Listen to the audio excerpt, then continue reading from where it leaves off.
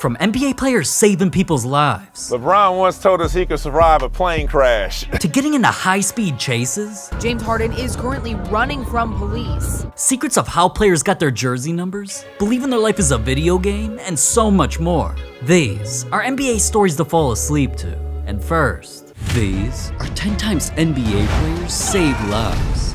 And first, Steph Curry saved an entire country's lives just by hitting three-pointers. Steph had just heard about Africa's crisis with malaria, which was a disease from mosquito bites that affects red blood cells and was killing thousands upon thousands of people. So when the news reported that the best way to stop the disease from spreading was by giving families special bed nets to sleep under, Steph made a promise that was about to save people's lives. Every 60 seconds, a child dies from malaria, deaths that can be easily prevented with the use of insecticide-treated mosquito nets. This season, as a part of my 3 for 3 challenge, I will donate 3 life-saving bed nets for every three-pointer that I make to the United Nations Nothing But Nets campaign. And once he said that, Steph didn't just hit crazy 3 after crazy 3 all season long till he eventually set the NBA single season record at the time when he made 272 three-pointers.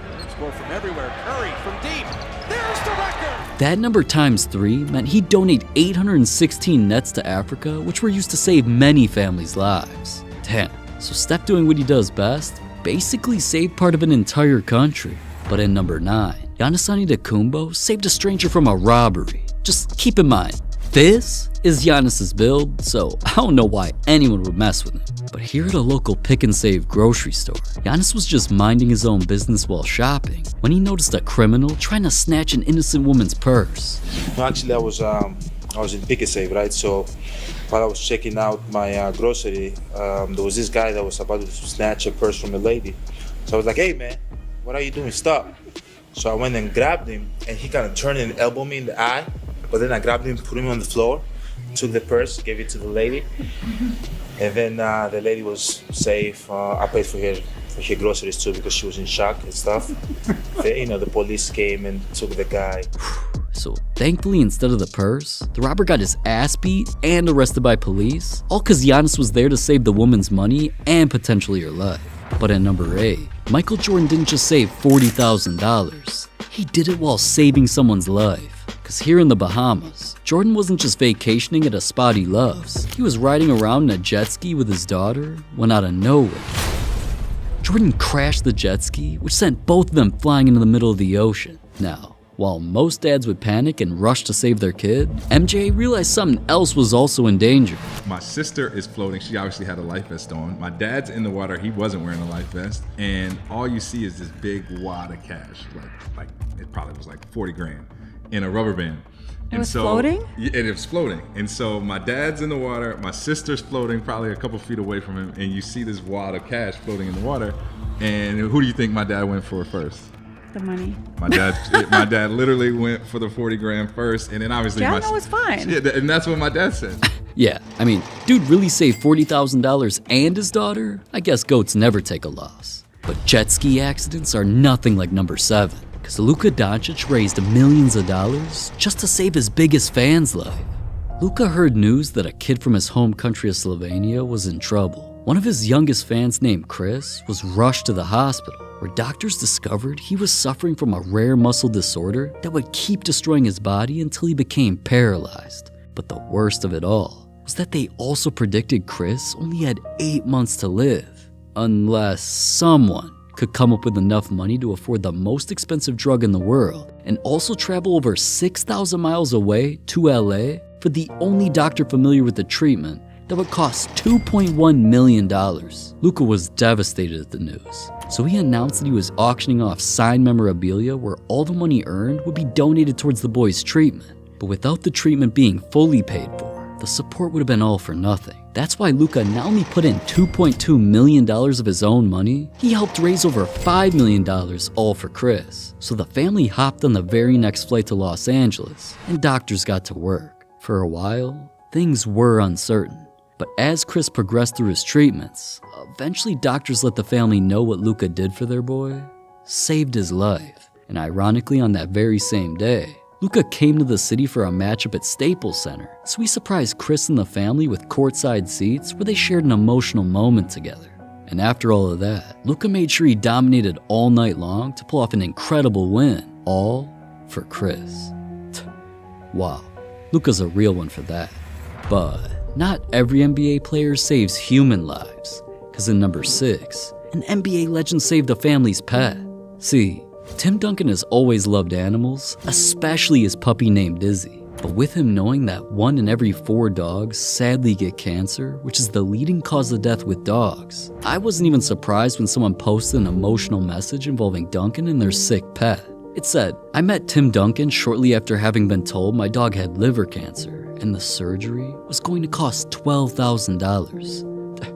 I was crying, and after explaining to him what was happening, he offered to pay for the entire operation. As a single mother working 3 jobs just to make ends meet, I had no chance of keeping my best friend alive, so this is the nicest thing anyone's ever done for me."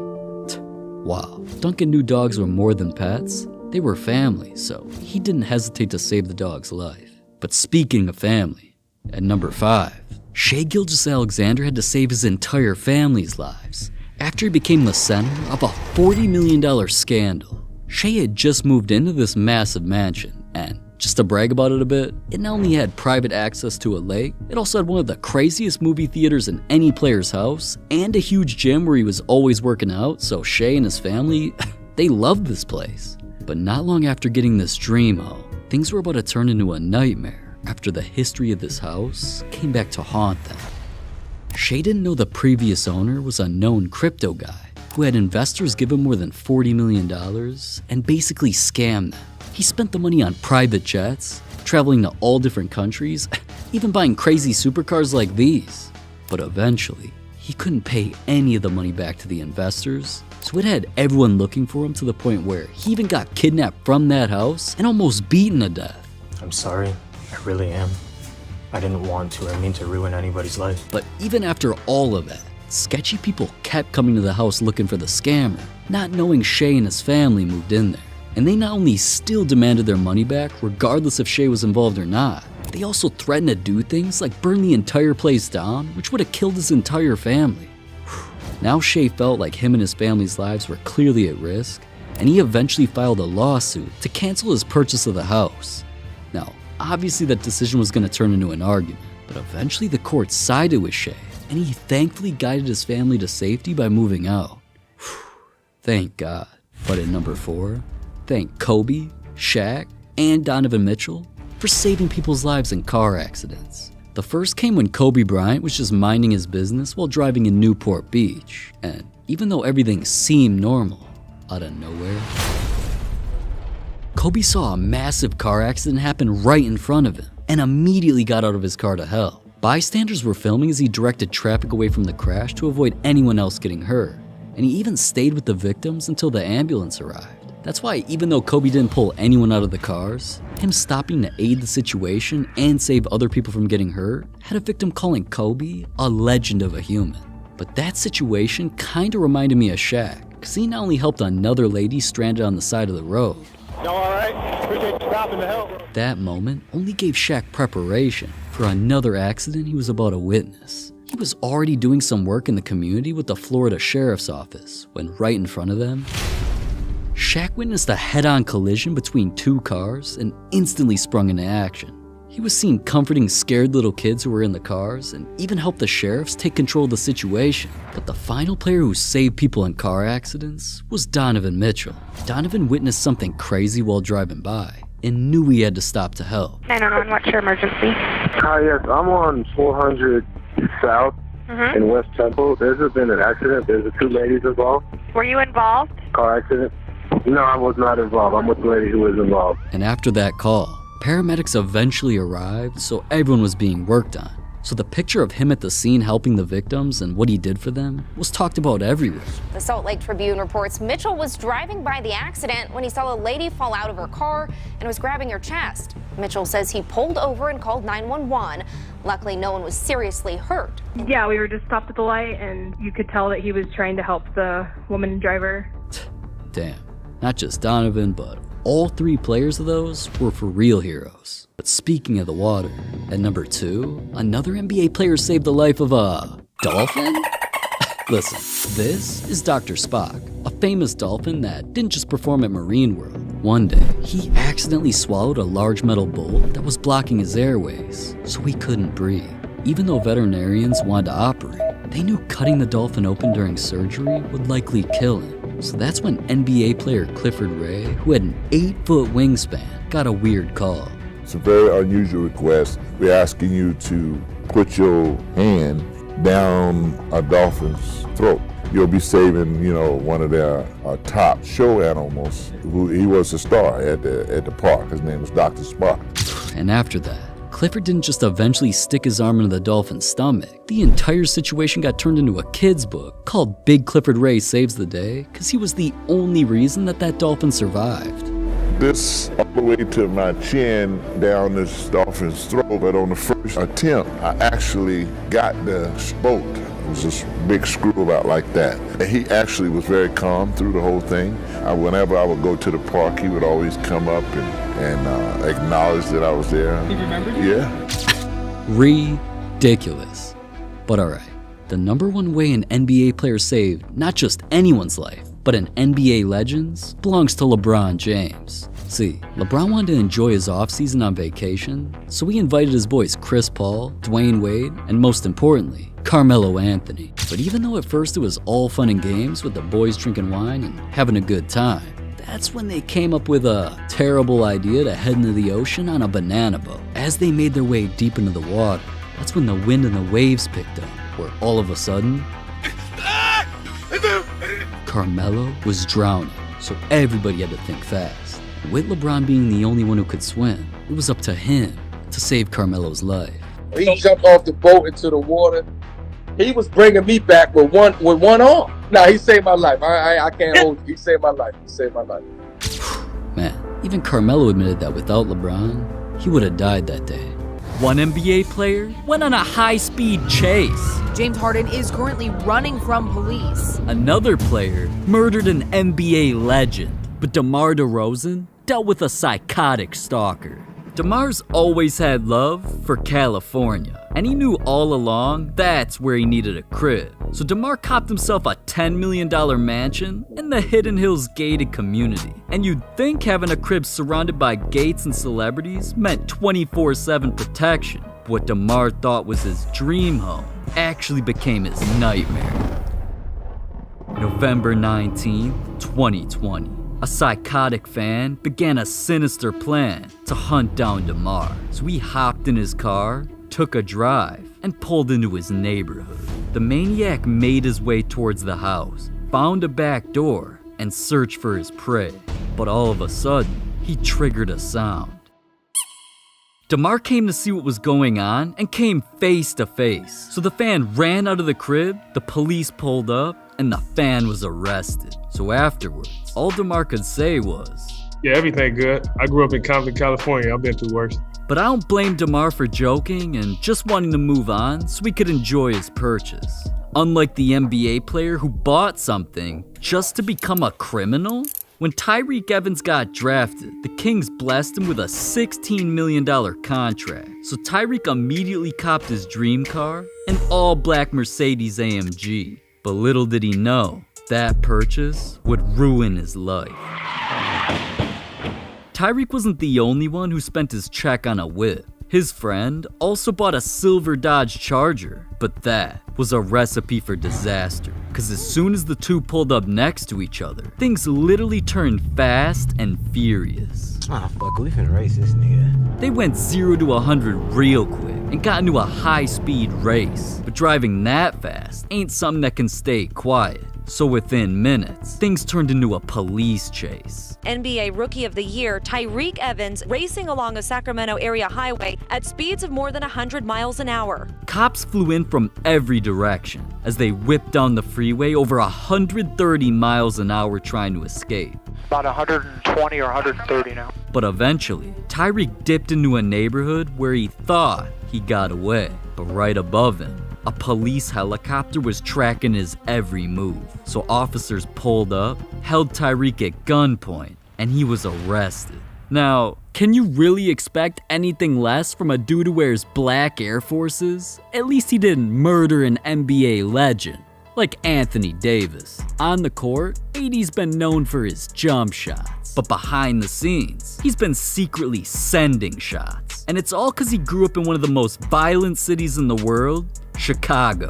But being surrounded by gang members and violence definitely rubbed off on him. So once cameras caught AD throwing up gang signs, he started getting privately investigated. And it all came down to one night, where one moment went from a swish to a death wish. Steph's three didn't seem like much, but it was a moment AD couldn't forget. And neither should you. Why? Because Steph scoring just 1 point could have made you rich. Me and my boys at PrizePicks teamed up to let you in on a secret. If you download the PrizePicks app and place an entry on Steph scoring just 1 point, not even a three-pointer that we've seen him make thousands of, 1 point in a full game, you win. But not only that, the app allows you to watch any of your favorite players and make money doing it. Like when I downloaded this app, it took my love for the NBA to a whole new level. Just look. PrizePicks is the easiest way to play fantasy sports because it's just you versus projected numbers. And of course, I'm taking the more on Steph, Embiid, and Tatum's points, and the less on Harden and Jaylen Brown's points. But PrizePicks isn't even just the NBA. There's NFL, soccer, every sport you can think of, so you can combine your entries together.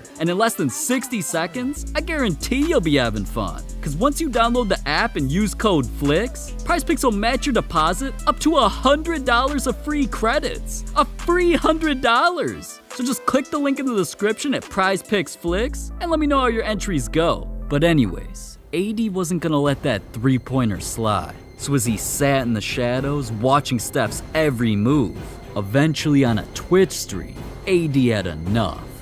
You wanna shoot him? Yep. We out. Dude really did that. But alright, no more jokes. AD might be a criminal in the virtual world, but in the real world, he didn't pay to end a life, like James Harden. It was like any other night for our boy. Harden pulled up to the club, and with cameras flashing, bottles splashing, and Harden dancing, it seemed like he was having the time of his life, until Harden saw his enemy and instantly had flashbacks. A few days before, Harden announced his basketball camp on social media, but an NBA legend's son, Moses Malone Jr., wasn't really feeling the promo. Because when he saw Harden charging kids $200 just to play basketball, Moses posted to the world that Harden went Hollywood. But that was a big mistake. Harden and his entourage heard about the diss, so they promised Harden that the next time they saw Moses, it was on site. And now with Harden at the club, looking straight at him, things got ugly. Now, Harden dipped like nothing happened, but not long after that night, the accusations were all over the internet, and Harden was being sued. Moses claimed he was assaulted and robbed of $50,000 in jewelry, and apparently, Harden was the mastermind. Moses went as far as saying Harden paid the club's bouncer $20,000 and even claimed he heard Harden yell, "Get him," before being attacked. But immediately after, Harden's attorney jumped in and claimed this was just a pathetic attempt from Moses trying to secure an easy bag. So when the case got to court, prosecutors felt the bouncer only started the fight to prove he had Harden's back.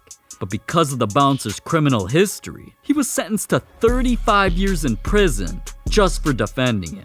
Harden was let off the hook completely. But LeBron James sparked a gang war. When LeBron and the Lakers were celebrating their championship win, he also got named the Finals MVP. But once LeBron started dapping up the homies, he created a worldwide controversy. What LeBron did was more than a handshake. It was a gang sign. Dropping rakes is only done by black disciples, and it's a serious diss towards gangster disciples. But LeBron dropping the sign shouldn't even be a surprise, cause it ain't even the first time he did it. But this time, it went so viral that gang members started talking with their Twitter fingers. Others let LeBron know they had trigger fingers, but at least this situation only stuck to Twitter threads, unlike the secret video that ruined 2 legendary Lakers' lives forever. I'm glad you told my Billy all that. After D'Angelo Russell got drafted to the Lakers, yeah, he formed a bond with his teammates, but the chemistry he started building with Nick Young made them more than teammates. They were like brothers. Until one day, D'Angelo ruined everything. At the time, Nick was in one of the world's most famous celebrity relationships with Iggy Azalea, so the world thought Nick settled down. But while D'Angelo and Nick were in a hotel room alone, their conversation started getting personal, and D'Angelo secretly recorded Nick admitting he was keeping something in the closet. The youngest bitch? How old was you? You was 30, she was 19? Hell no. What about Amber Rose? You ain't never tried? She not your girl. Not long after, D'Angelo leaked Nick's secret and became one of the biggest headlines in the world. Stephen A., what kind of damage will this do to Russell's career? Irreparable damage. He'll never be trusted ever again. But both guys suffered major consequences. Nick's fiance, Iggy, was beyond pissed. She threw all of Nick's stuff out her crib and even got his favorite car towed. Damn, Nick got hoed. But even though he was the one who got caught, D'Angelo was the Laker who got blackballed. Reports came out saying that none of D'Angelo's teammates would even talk to him, and Nick even admitted how bad things were getting. Was the whole team sort of upset with him over that shit? Yeah. It was a lot. People wasn't talking to him. It was a lot. But on court, things got even worse. D'Angelo's teammates wouldn't even pass him the ball, and playing with no chemistry led to the worst loss in Lakers history, a 48-point L. Luckily, the Lakers had an NBA legend who dealt with mistakes like this, Kobe Bryant. So he took the entire team under his wing to get the situation under control and offered D'Angelo some life-changing advice. You know, we're all human beings. I think we'll realize that we've all made mistakes, made massive ones at times. So the important thing is to show compassion, empathy, help him grow, and the team as a unit. Now at this point, D'Angelo knew he made the biggest mistake of his life. Nobody trusted him. He tarnished a relationship with his best friend, and the entire situation was heartbreaking. So when he was publicly asked about the scandal, he damn near held back tears just talking about it. He's one of the guys that I've always talked to about anything, and I cherished our friendship. For me to have an incident like this come up and put it in jeopardy is not what I was intended to do. But as much as D'Angelo apologized, it wasn't enough. And since the Lakers felt he was attracting unwanted attention, they traded him. But things could have gotten way worse. One NBA player got abducted by aliens. Another hooked up with a dude and got exposed on live TV. These are the craziest stories in NBA history. And first up, James Harden's dirty little secret. Right here, Harden was on a path to become legendary. So the Rockets rewarded him with the biggest contract in NBA history. And we all know Harden, man. He just needed to blow a bag. But he couldn't just be like other NBA players and cop $1 million whip, a mega mansion, or some bust downs. He's been there, done that. So one night in Houston, Harden found an even better way to spend $1 million. Joe Budden claimed on his podcast that James Harden's jersey is hanging in the rafters, not in an NBA arena, in a Houston strip club, because he spent so much money in this strip club that they put his jersey up in the rafters. Now, I'm sure them girls would have been happy with some Hamiltons or Jacksons, but Harden, he was out here throwing a stack just to see him throw it back. But listen, that ain't even the craziest part. Ever since that night, Harden's game's been falling off. Cause back then, our boy was putting up over 30 a night. Now, he barely drops 20. What is that? Take it away from Harden. And anytime he hears the word club, he just can't help himself. You're in the club, Kevin's in the club. How cool is it after all he's been through to see Marcus Aldridge score 20,000? Yeah, things are getting bad. But not as bad as the NBA player who literally grew up in a war zone. Anthony Davis didn't live a normal childhood. His was normal backwards. And anytime AD walked outside, there was either a music video being shot or... But believe it or not, to him, this wasn't even scary. AD's biggest fear was just going to sleep at night. Number 7, what's the thing about yourself you'd most like to improve? Me being scared of the dark. Really? Yeah. How scared? Do you like night lights everywhere? Like TV on, bathroom light on. Something might have to be on. Bro, AD, don't be scared, man. If someone's out there, just show him your unibrow. For real though, at least AD's got some great teammates, cause they tried helping him overcome his fear. But I don't wanna go in here.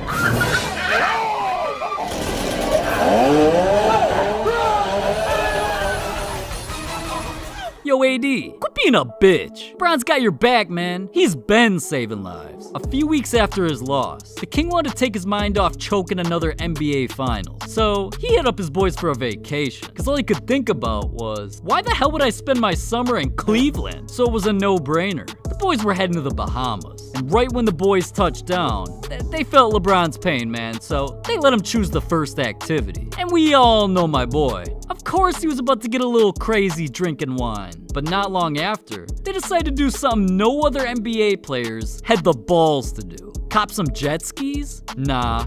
Rent a yacht? Nah. See, our boy Melo, he was trying to go yellow, and he convinced the squad to snag a banana boat. Big mistake. The gang cruised out to the middle of the ocean, and life was good. But where was Melo? When the boys were having a good time, Melo's life was flashing before his eyes until... Then I look up, the current is taking me in the middle of the ocean, like opposite from the boat. We couldn't see you. I know. Then I look up at the boat and I see Ron jumps off the boat like he's MacGyver. He was bringing me back with one arm. He's swimming with the other arm, carrying me in one arm. Look at LeBron, man. Carrying players on and off the court. So inspirational. Now, at least Melo didn't completely lose his mind. Like the dunking legend who got abducted by aliens. See, Michael Jordan and LeBron aren't the only NBA players who ended up in space. My boy Baron Davis, he must have been hanging around Lamar Odom a little too much. Cause dude went from being an all-star doing shit like this to hopping on a podcast and telling stories that should have had him locked in a mental facility. I was actually abducted by aliens like 2 weeks ago. I was on my way from Vegas here to LA. So I'm a little tired and shit, and I was just driving, and next thing you know, dude, like I was in this fucking like steel thing, and these fucking crazy looking people, like half human, half like fucking ugly motherfuckers. It's like we don't know if you're being serious. Up until this, they were poking me on my nose, and they were like looking me in my eyes. They had my hands like tied up, and then next thing you know, like I was fucking in Montebello, dude, like. Now, I don't know if dude was smoking rocks, but right after he let the world know about his alien adventure, apparently the FBI wasn't too happy. Cause dudes in suits literally showed up to his crib. Man, if that's true, the FBI need to pull up and make me forget what Giannis's feet look like. Like they're that bad. All the shoes I had when I was younger, it was passed down from teammates. These still want those? And they're like, come on, it's okay. Take them off the feet, like you can have them. There was a time that I wore like 2 size smaller, and so this day, like my toes, they're like curled up like this. Hold up, I'm sure they ain't as bad as Shaq or LeBron's. Wait, what the f is that? God damn, man, gonna give me nightmares. Just like the NBA players who dealt with the Oklahoma City Thunder curse. Cause lately my source has been telling me about the NBA's biggest cover-up. And when I heard that dozens of players became victims, I just had to investigate. So I pulled up, cause we ain't talking about a hotel like this. We're talking about one like this. Yeah, the story of this NBA curse started during the early 1900s. And at the time, hotel owner William B. Skirvin had a maid named Billy. Now, I'm not gonna get into specifics, but the two did something inappropriate. And she started blackmail. So one night, he met up with Billy at the top of his building to try and reach a civilized understanding. But after a heated argument, Skirvin literally locked her in the room and refused to let any guest stay on the hotel's 10th floor. And once she realized help wasn't coming anytime soon, eventually, she just threw herself out the window. And even though she jumped, she never really left. Cause nowadays, whenever NBA teams are scheduled to play in OKC, the NBA always books them to stay at this hotel. But every player who stays here meets her. Caron Butler admitted everybody in the league knows about her. Cause this place, it ain't a joke, man. I mean, there's a reason Kyrie Irving stayed one night in this place and is already planning a haunted hotel documentary. So I don't know what the NBA's on, constantly booking players to stay in this hotel. But maybe they just think it's funny to have players more scared to sleep at night than Anthony Davis.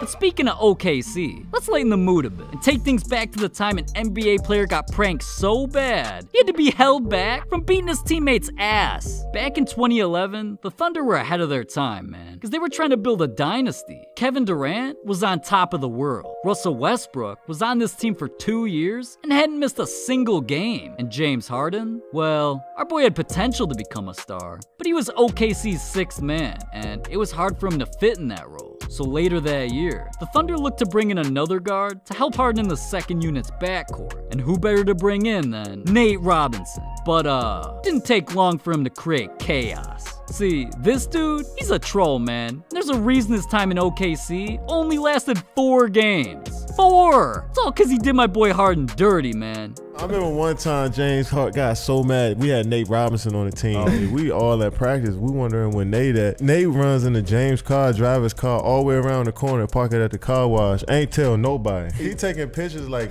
on top of the hood. We walk in the locker room. James like, yo, where my keys at? He's steaming, ready to fight Nate almost, like pissed. Man, let me find out Nate Robinson messed with my car. I'd have to do him like Jake Paul did and leave his ass bent. Hey, not gonna lie though, there's only one person more sus than Nate's fight. Just look at Dwight, man. So Whoa. What are you doing here, man? Or what about here? Or here, Dwight? What is going on?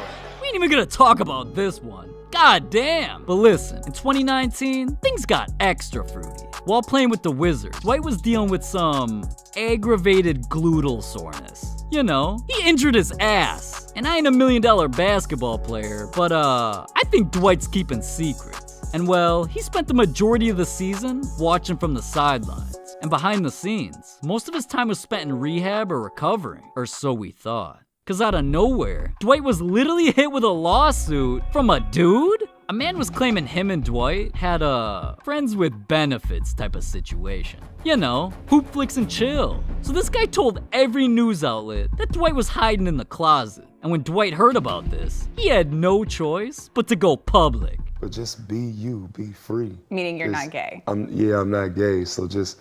Stop the cap. One NBA player believes their life is a video game. Another player thinks he can't die. These are the weirdest things NBA players believe. And what James Harden believes made him give up dating girls? When Harden was having the best seasons of his career, completely dominating the NBA, he thought nothing could go wrong. But he must have been thinking with the wrong head, because once he secured the bag, he decided to bag a baddie and became one of the most famous celebrity couples in the world with Khloe Kardashian. But if only he knew what he was getting himself into. It was rumored that any athlete who'd hook up with a Kardashian would see their career completely fall apart. NBA players like Lamar Odom, Tristan Thompson, and Chris Humphries all became victims. But Harden fell so in love with Khloe that at first, he didn't let the rumors faze him until the spotlight took a turn for the worst. Harden couldn't even step outside without paparazzi harassing him. Anywhere he went by himself or with Khloe was caught on camera, and the constant attention began ruining his mental. His numbers were dropping. He started spazzing at teammates and people who filmed him. You're still the worst flopper in the NBA. So eventually, Harden claimed dating a Kardashian was the worst year of his life. And he not only ended things with Khloe to get his career back on track, he actually became a believer in the Kardashian curse. And funny enough, as soon as they broke up, his game went back to MVP level. But even though Harden believed a girl was killing him, LeBron James believes he can't die. Every time LeBron packs his bags, he always keeps it on him. Whether he's arriving at the airport, waiting on his plane, or in the air above the clouds, he has no fear that anything's gonna turn deadly, all because of his secret plan. And one of LeBron's ex-teammates exposed his secret. LeBron once told us he could survive a plane crash. Yeah, so we're on the plane talking, turbulence is going on. He's like, nah, I honestly think I could survive this plane. If the plane goes down, I think I could survive the plane crash. And I was like, yo, what you mean? Like, what are you gonna do? You gonna jump out? He said, yes, that's exactly what I'm gonna do. He started taking all the pillows and the covers out of the overheads, and he started stuffing them, and then jump out of the plane and survive. Hold up, them hair plugs gotta be messing with LeBron's head, man. I'm really sure pillows would help him survive this. But at least LeBron's weird beliefs never had him throwing on a spacesuit. Cause what Stephen Curry believes had him beefing with NASA. It all started with this interview. We ever been to the moon? Nope. They gonna come get us. I don't think so either. You don't think so? Mm-mm. But whether Steph was joking or not, he thought saying astronauts never been to the moon wasn't gonna be a big deal. But the very next day, the world went crazy. All because of Steph's conspiracy. Millions of people were shook. Kids that looked up to Steph started questioning everything they were taught. Science teachers claimed he completely ruined their classrooms. And astronauts literally started sliding into Steph's DMs. Even the president of the United States was concerned with Steph's mental state. I don't know if people are gonna believe you. So NASA just had to get involved, and the head of their company not only laughed at Steph's conspiracy, I can't imagine he really believes that. he knew Steph had a game coming up against the Rockets, so he invited Steph to their space center in Houston to see rocks they collected from the moon and to experience how everything went down at Mission Control. At this point, Steph didn't have much of a choice but to learn the truth. I mean, he couldn't even show up to NBA games without being trolled. That's pretty good. You see that, Grant? What's that? They did the moon thing when Steph. Oh, really? And the situation started going so viral, Steph hopped on Instagram Live with an official astronaut who'd been to space and talked everything through. It's been one of those kind of situations where I've had President Obama reach out. So eventually, Steph came to his senses and realized maybe astronauts had been to the moon. And he not only apologized, wanted to express apologies and obviously regret of how this all kind of happened. During his very next game, Steph wore custom moon shoes and auctioned them off to donate the money for science, technology, and math teachers all around the globe. So at least Steph saved his reputation. But I don't think there's any saving an NBA player who thinks bugs talk to him. This is Meta World Peace. And he's got some interesting friends. I don't like roaches. I grew up around roaches. Too many friends, in New York. I got a lot of roach friends. I wake up, they wake up with my cereal. Ron, what's up? Good morning. One leg in my macaroni, the other leg like in my corn. Hold up, with a straight face, dude's just gonna casually admit roaches talk to him? Huh? Dude's bugging, but another player believes his entire life is a lie. When you talk about facts and things of that nature, it's amazing to me that you don't know anything about this world. Are you with Kyrie Irving? The world is flat around. Earth is not flat, in my opinion, but the Earth, on my conspiracy, the Earth is definitely an illusion. Okay. But Walker's beliefs get even more delusional. He believes in the holographic universe theory, which means everything in the world is just expanding in a way that makes sense, like a simulation. So Lonnie believes we're nothing but characters in a giant video game and being controlled by a higher power. So no wonder why the Lakers are losing every game. Dude doesn't even think the games are real. But even that didn't change basketball forever, like what Michael Jordan believes. It all started when Jordan was a freshman in North Carolina. Nobody knew his potential yet, because he wasn't even the best player on his team. But with a championship on the line, Jordan stepped up. Well, up until that point, no one knew who I was. You know, I was a college kid, other than the university. But outside the university, I was just known as Mike Jordan. You know, and when I hit that shot, my whole name became Michael Jordan. That game-winning shot put Michael Jordan on the map. But he gave all the credit to the fit that he wore that night. Jordan felt there was something mysterious about his shorts, so he decided to wear them every single game. And that led to him wearing them for 2 straight years. And weirdly enough, while he wore them, he not only became the best player on his team, he completely dominated. So the proof was there for Jordan. And once he got drafted to the NBA, he never forgot what got him there: the shorts. But there was a problem. The NBA's dress code required players to wear mid-thigh shorts, and obviously those were different than his college ones. But because Jordan needed his good luck charm on him every single night, he hit up Champion, the official brand of the NBA, and claimed he needed his bowl shorts wider and longer, because it's just something that seemed more natural and more comfortable. But deep down, Jordan just didn't want anybody to know his secret. He quickly became a pioneer, becoming the first player ever to wear baggy shorts. And with his North Carolina shorts underneath, he started dropping over 30 points a night till he became a face of the NBA. So when other players saw how dominant he was becoming, it wasn't long before everybody wanted a pair of shorts like his for themselves. And all because of Jordan's secret, it forced the NBA to change their dress code, making baggy shorts the new wave. Still, nobody knew why he wore shorts like this. Everybody thought it was just a fashion statement. Well, everybody except Kobe Bryant, because he studied everything about Jordan's game. From Jordan's workouts, to the shots he took, to of course what he wore during games. One day Kobe came across a picture of Jordan and he noticed the shorts. It was the North Carolina colors, and Kobe knew exactly why he was wearing them. From that point on, Kobe took his game to a whole new level, and once he started dominating the league just like Jordan, eventually the world found out. Every single game, Kobe wore his high school shorts underneath his Lakers shorts. Now you'd think NBA players choose their jersey numbers randomly, but there's secrets behind how players got them. Like one player got his number because he was bullied into it. Another player chose a number after the biggest tragedy of his life.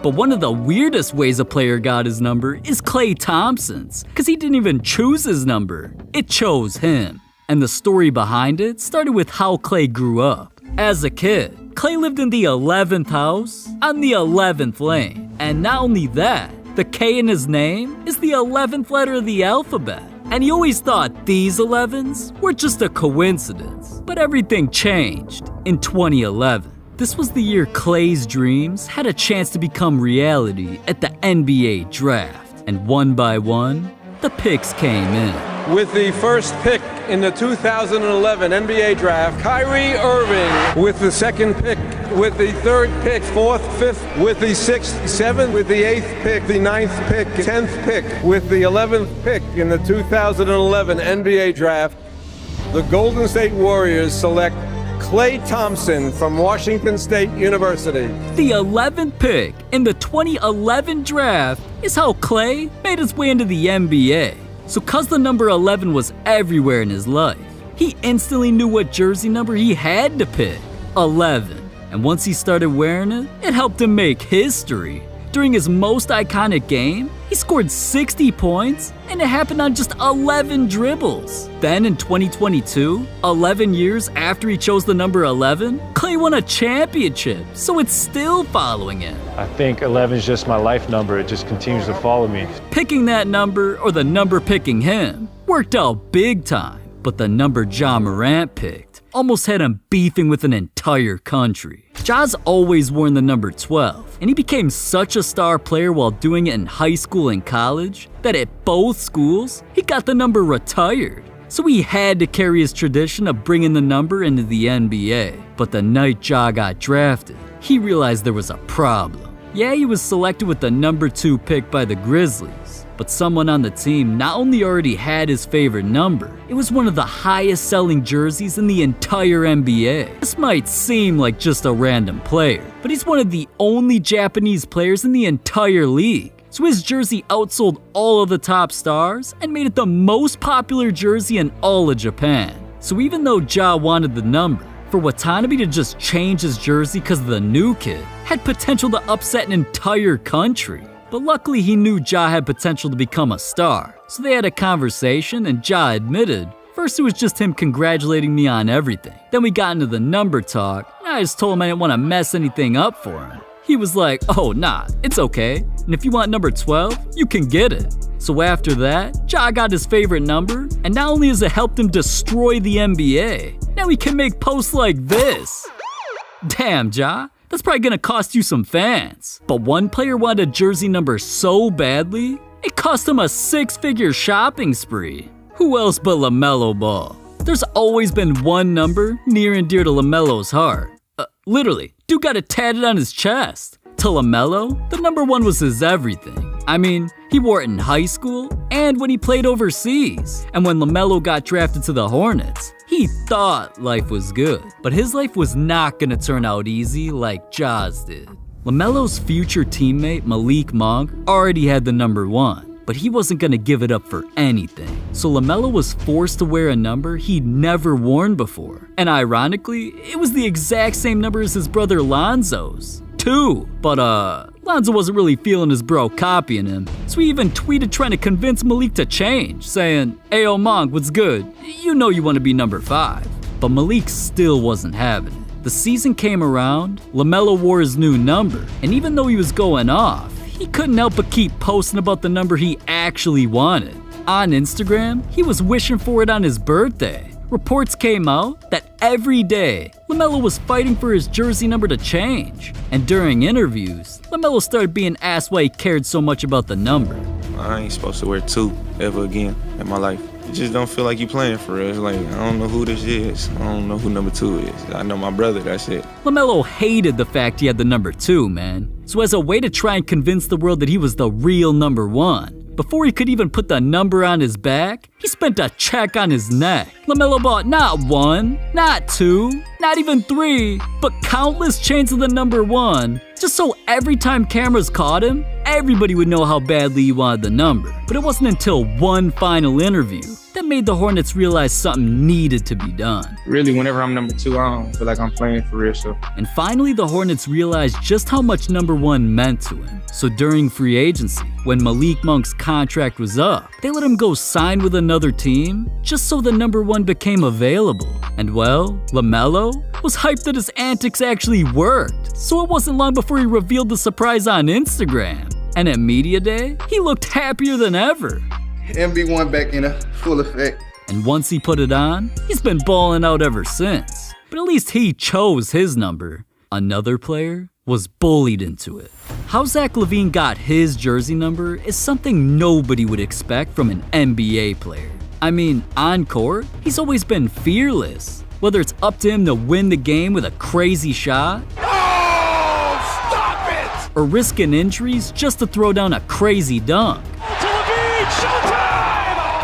No matter what he's doing, you always see him repping the number 8 while playing like the number 8 that he idolized growing up, Kobe Bryant. I just, he was the reason why I partly wear number 8. Why would I want to change that? Just because, he's gone now. You want to keep that memory alive. But like Zach said, he only partly wears his idol's number to make sure anybody who sees him play is also remembering Kobe. The main reason Zach got the number in the first place is low-key embarrassing. See, when Zach first got drafted, he wanted to wear a number that would rep the most important person in his life, his dad. Cause who better to show love to than the one man who put Zach through crazy workouts and helped him get to the league in the first place. And since Zach's dad used to be an athlete who wore the number 14, it was exactly what Zach wanted, but couldn't have. All cause his teammate Nikola Pekovic scared him to death. When I came into the NBA, Pekovic had number 14.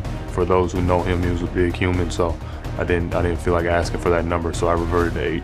Now, alright, I get it. I'd be scared of a player who violates grown men too. So Zach ain't alone. But at least he didn't choose his jersey number just to try and get it banned, like LeBron James did. The mystery of LeBron's numbers started in high school, cause he wasn't the typical teenager. He looked like a grown man going up against kids and became one of the greatest high school basketball players in history. So before he stepped on an NBA court or even graduated, fans worldwide already started calling LeBron the chosen one to become the next Michael Jordan. And ironically, Jordan is why LeBron wore the number 23. I wear number 23 because of the great Michael Jordan that's here in Charlotte. Now, at first, LeBron felt no shame in copying his idol. So once he got drafted by the Cavs, of course he snatched the number 23. And through the years, even though LeBron was accomplishing greatness all while wearing his favorite number, eventually something didn't feel right. And one night after a game, he made a shocking announcement. I think I'm gonna change my number next year. I think no guy in the NBA should ever wear 23. But nobody listened except LeBron. And the next season, when he switched teams to the Heat, he chose the number 6. At first, LeBron claimed he chose the number because it's what he wore in the Olympics. Probably 6, my Olympic number. Then, he said he chose 6 to rep another one of his idols, Julius Erving. But we all know how LeBron's always capping. And now in 2022 on the Lakers, magically the story of why he wears 6 is completely different. It's multiple reasons. One, because 23 is one of my favorite numbers as well. So, 2 times 3 is 6.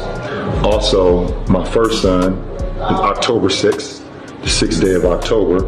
And my youngest son is June 14th, the 6th month of the year. So, wow, LeBron, thank you so much for explaining 2 times 3 equals 6.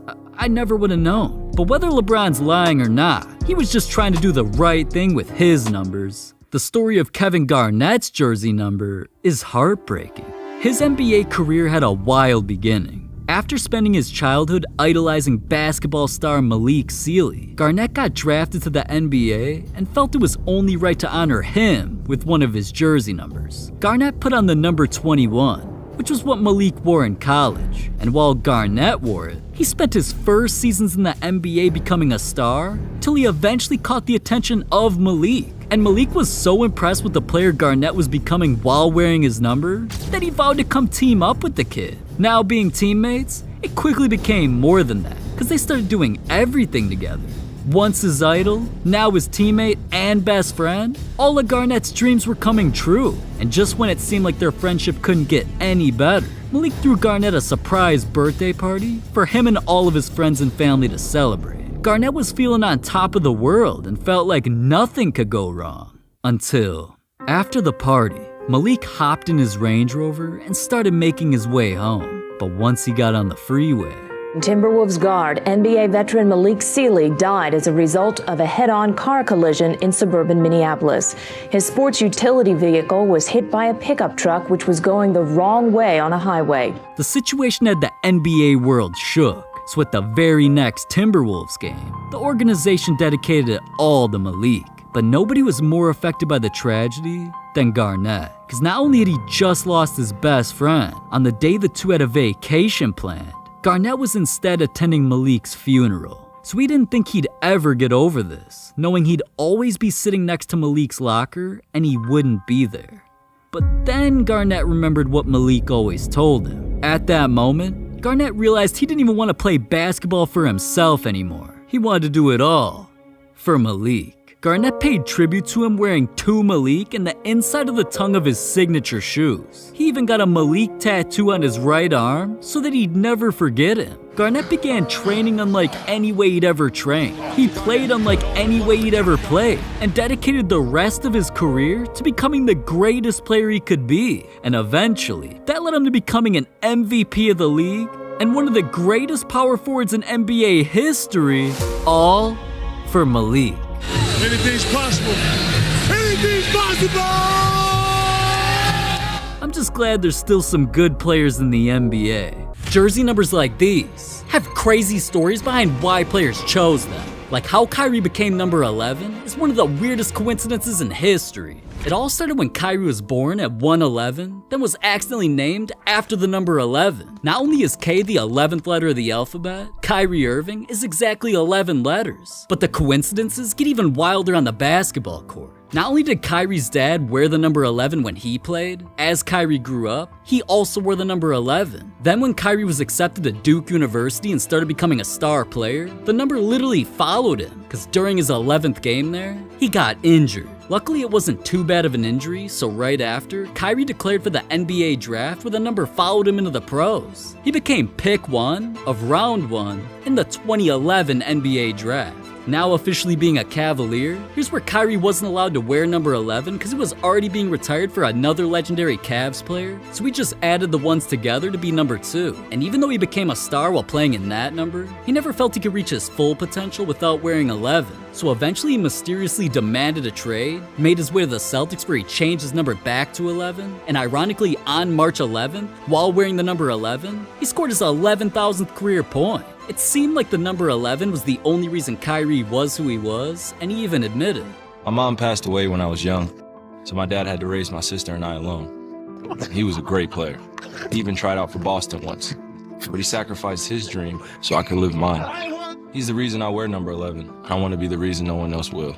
So that's why Kyrie decided to keep wearing the number while playing with the Nets, and recently switched to number 11 with the Mavericks, where he'll continue to make history. But see, not every NBA player's jersey number story has a happy ending. LeBron switched his number because one of the most important people to him died. For a while, LeBron was wearing the number 6 because it had significant meaning to him. One of his sons, Bronny, was born on October 6th. His other son, Bryce, was born in June, the 6th month of the year. The number 6 is what LeBron wore in the Olympics to win a gold medal, and what he wore while playing with the Heat to win his first NBA championship. So because it symbolized some of the proudest moments of his life, he kept wearing it while accomplishing greatness until July 31st, 2022, when some devastating news changed everything for him. One of his idols, who also wore the number 6, NBA legend Bill Russell, passed away.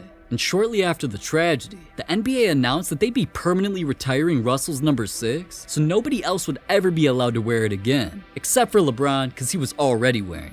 With him being the last one able to, he felt obligated to accomplish something great in the number before giving it up. Seeing the Lakers number 6 with the new Bill Russell patch, it's striking. What was it like for you to process losing Mr. Russell and just the symmetry with both number 6? I think, for me being a part of the NBA community, for us to lose such an icon, it was heartbreaking for all of us. We all know what Bill Russell meant to the NBA, obviously to the Celtics, off the floor as well, as far as his heroism and things that he did off the floor. For me to be able to wear the 6, this season, I'm not sure if I will continue to do it, but right now I'm going to wear it in honor of him. It means a lot to me, and I'm happy to be a part of such a great league that represents so many great icons, and obviously this guy is such an icon both on and off the floor. And after saying all of that, LeBron made it his mission to give the next season his everything. He carried his team all year long, defied everybody's expectations by eventually setting one of the most legendary records in history to become the NBA's all-time leading scorer, and even brought his team further in the playoffs than anybody expected, all while wearing the number 6. So after such a historic year, LeBron made an announcement that shocked the world by saying that wearing the number 6 would be over, and he'd be switching back to the jersey number 23 out of respect for Russell.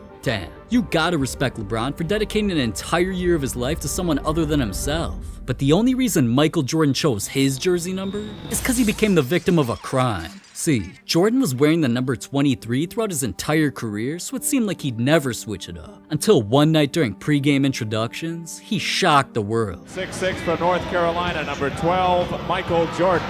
At the time, it seemed like nobody knew why Jordan was wearing a new number, 12, on a jersey that didn't even have his name on the back. He played in the game either way though, and made it a historic night. Kicks it to King, back to Michael. What a beautiful play by Jordan. Has 29. He got into the paint, gets the 2. Jordan, 49. Jordan dominated all night long, even with the mysterious jersey on. And ironically, while wearing the number 12, it became the greatest performance of a Bulls player to ever wear that number when Jordan finished the game with a ridiculous 49 points. Unfortunately though, he had a horrible shooting night to score that much, shooting just 21 for 43, so that lost him the game to one of the worst teams in the league. And that's exactly what a criminal wanted to happen. It was known that Jordan was very superstitious, especially of his usual number 23 jersey. So a criminal found Jordan's jersey before the game, stole it, and all the team had left for Jordan to wear was a no-name number 12 jersey that he was forced to wear. After that night though, an investigation was launched to find out exactly what happened to Jordan's 23 jersey. And when someone noticed a ceiling tile out of place, then checked to see if anything was up there, Jordan's 23 jersey was found. So a criminal really climbed through the ceiling just to steal Jordan's jersey. Didn't even throw it on eBay to secure a bag or anything. The only reason it even happened was to throw Jordan off his game by forcing him to wear a jersey without his number or name. Damn, some people are insane. But why Damian Lillard chose his jersey number is because of something inside of him. During Lillard's NBA career, he's always been the number 0. Ironically though, he doesn't even consider it a number. To him, it's actually the letter O. The first meaning behind him choosing that is because it represents all the places he's lived in. As a kid, he grew up in Oakland. Eventually, when he went to play college basketball at Weber State, home games were played in Ogden. Then when he got drafted to the NBA, the Blazers played in Oregon. And cause all 3 locations started with the letter O, not only did he get all the locations and the letter O tatted on his body, Lillard didn't even feel like that was a coincidence that he chose that as his jersey number. Letter. Here's where things get wild though. Once Lillard chose the letter O, he began taking his rap career seriously in the studio to record his debut album that he named The Letter O. And once his basketball career turned him into a superstar enough to earn a shoe deal, he created his logo to be his initials formed into the letter O. At this point, his whole organization knew he wasn't wearing a number. So during pregame intros, when they'd announce everybody on the team by also mentioning players' jersey numbers, at guard, 6'5", number 5, Pat Connaughton. For Lillard's intro, they'd actually say he was the letter O. And at guard, 6'3", from Weber State, wearing the letter O, Damian Lillard. And just when you think things can't get any crazier than that, oh, they do. Because a few years later, when Lillard had the most historic game of his career by dropping over 70 points, back and buries a 3 over Jabari.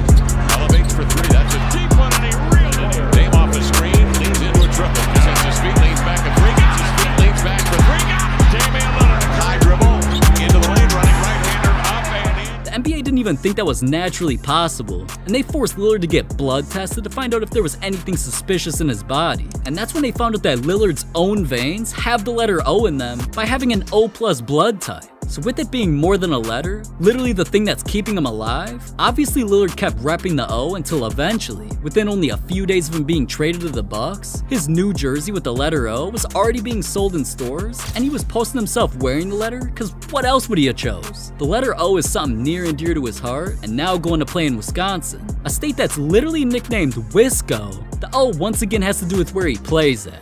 Oh my god, that's crazy. But sometimes what players wear on their jersey isn't a good thing. James Harden chose the number to purposely curse his career. He proudly wore the number 13 for many teams. It started in high school, he wore it in college, then once he got drafted to the NBA, Harden wore it with the Thunder. While making a name for himself, he never planned on changing it because the number had a significant meaning to him and to the world. So once he made his way to the Rockets and became one of the best players in the league, Down to 2, it's a 3. Good! He got it! He's on the bench right now. Harden in there with the dance! That move is illegal in most every state except in Texas. Woo! Listen to Harden. Harden jumps it up. James Harden gives the Rockets a lead. part of the reason he was doing that in the number 13 was to prove a point nobody knew about. He almost wasn't even able to prove it though when he got traded to the Nets, because a player on their team already wore the number 13, Landry Shamet. He also loved the number, and he wasn't trying to give it up unless Harden paid him some money, gifted him some Rolexes, and threw in some of his favorite snacks, honey buns. Now even though none of them ever publicly said if the deal went down, Harden started the new season with the number 13. So it seemed like Harden was willing to do whatever to play in the number until he got traded to Philly, and even though it seemed obvious what number he'd choose, for the first time ever, Harden wasn't able to get his way. Because Philly retired the number 13 after it was worn by one of their most legendary players, Wilt Chamberlain, while he played there, nobody's allowed the number again, not even Harden, and he was forced to wear a new number, 1. So now it makes sense why Harden hasn't been playing his best basketball and has been creating chaos for a trade. He's not wearing the number he's always felt comfortable in, but why do you want the number 13 so badly? I had to choose my jersey number last, and it was between 13 and like 52. And I rock with 13 just because I feel like it's known for being bad luck, but it's done unbelievable things for myself and my family and the people that I'm surrounded with, so I turn it into good luck. And Harden's right. The number 13 is known as bad luck, especially to those who don't believe in it. So Harden's only ever worn the number to change that narrative, and even though he's been a great player while wearing it, maybe that's why he's never won a championship. He's cursed. From Shaq almost being eaten by a shark, They're trying to kill me! to another player getting into a firework accident, there's a ton of ways that NBA players were almost killed. And first, an entire team almost died in a plane crash. On February 25th, 2023, the Clippers were scheduled to play the Nuggets the very next day. So the whole team hopped on a plane for this quick flight from Los Angeles to Denver. But once they got in the air, a storm hit, and out of nowhere, the plane got struck by lightning. This had the plane shaking until the engine completely shut off. And with everybody freaking out, now the plane was in a free fall. So the pilot warned us, right? Before we took off, he was like, listen, it's going to be some turbulence. We're going to Denver. Like, it's going to get a little rocky. So we like, all right, like, bet. We've been on thousands of flights. Like, we know what turbulence feels like. So like, all right, cool. Can't be that bad. So we flying, right? We just feel like the plane dropped. It was like a free fall. Like, you go on a roller coaster and you go on a free fall. Like, it was that feeling. Everybody was like, oh, everybody felt it. You heard it from the front of the plane all the way to the back of the plane. And I was like, I'm just go to sleep. And it happened a couple times. So then now that made sense, that the turbulence, right? But this was more than usual. This was definitely the most that we felt. And then we heard the plane just shut all the way off. I'm thinking like, damn, do I send a text now? Like, And that was just the first of many ways that NBA players were almost killed. This next NBA star was actually almost killed by another NBA player. When LaMarcus Aldridge retired out of nowhere, it just didn't make any sense. This man wasn't that old yet, he was now on a stacked team, and it seemed like he had a lot of game left to give. But on April 10, 2021, in Brooklyn, New York, things took a wild turn. Aldridge was starting at center like usual, with all eyes on him during a game against the Lakers. At first, he was going off with a couple dunks, and even a few easy layups. But suddenly everything changed when during a play, Andre Drummond bumped into his chest. After scoring, dude was clowning while doing the too small celebration. But little did he know, he almost killed Aldridge. Cause instantly his heart was beating out of rhythm, but the adrenaline pushed him to just play through it.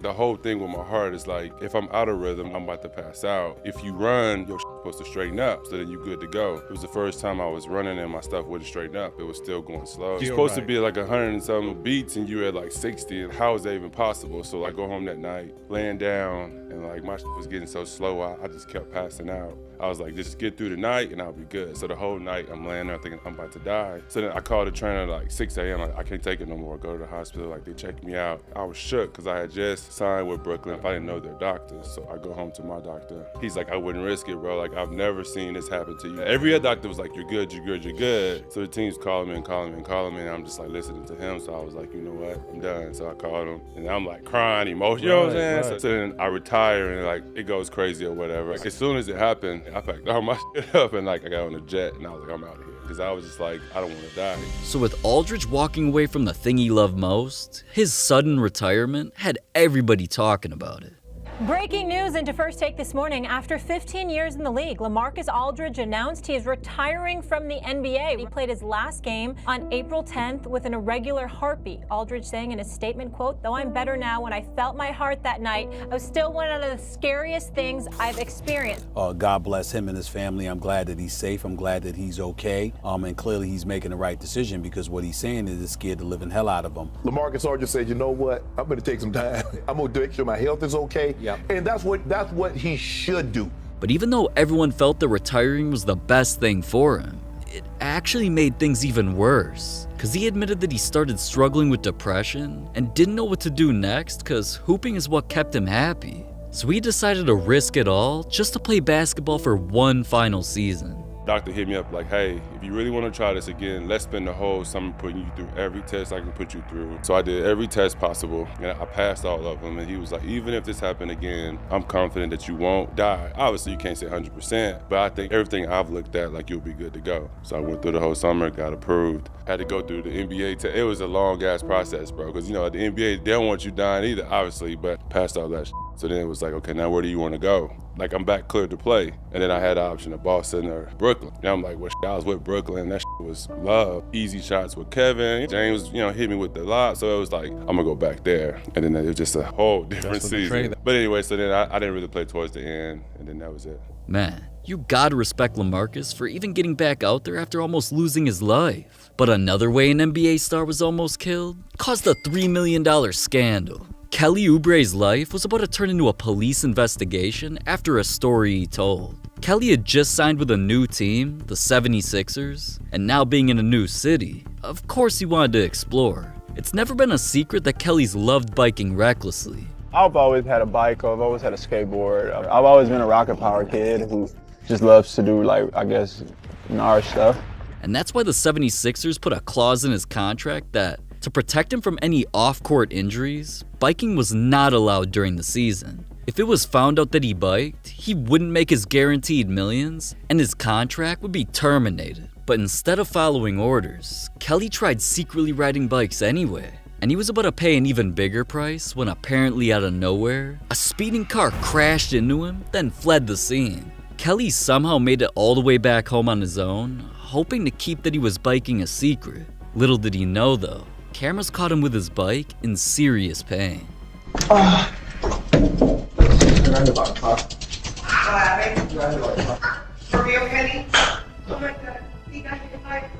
After that, his girl called 911 and Kelly was rushed to the hospital. This whole time, Kelly didn't know footage of him with a bike would get out, so he claimed he was just walking the streets when he became the victim of a hit and run.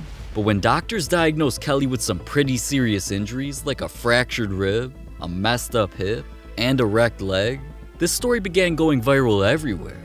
But as police began investigating his story, absolutely nothing was making any sense. The police say they still have no video or images of the hit-and-run crash involving Kelly Oubre that he reported happened right here. Somebody damn near hit you, and evidently the side of the mirror caught the side of your body, and because of that, you end up going to the hospital, but still in all, it was hit and run. You know how much of a speed they had to be going through for the side mirror of a car to hit you and not to hospitalize you?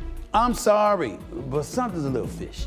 So with everybody skeptical about what really happened, reporters even confronted Kelly's coach about the lack of evidence. Can you address the report that Kelly Oubre's injuries did not occur? According to the police, they have found no evidence that it was with a hit and run. I would not address that. I don't have an answer to that other than believe what's been reported so far. Regardless though, with there being no video of an accident at all, no witnesses, no suspects, and no mention of riding a bike whatsoever, everybody started assuming that Kelly was just lying about how he was almost killed by somebody and instead just got injured while biking. But not every NBA player almost died once, because John Wall almost took his own life twice. Now, things weren't always so dark for Wall. For a while, he was on top of the basketball world. Once he came into the NBA as a #1 pick, he instantly became one of the most exciting players to watch. The man was faster than the Flash, he was acrobatic, dunked on people,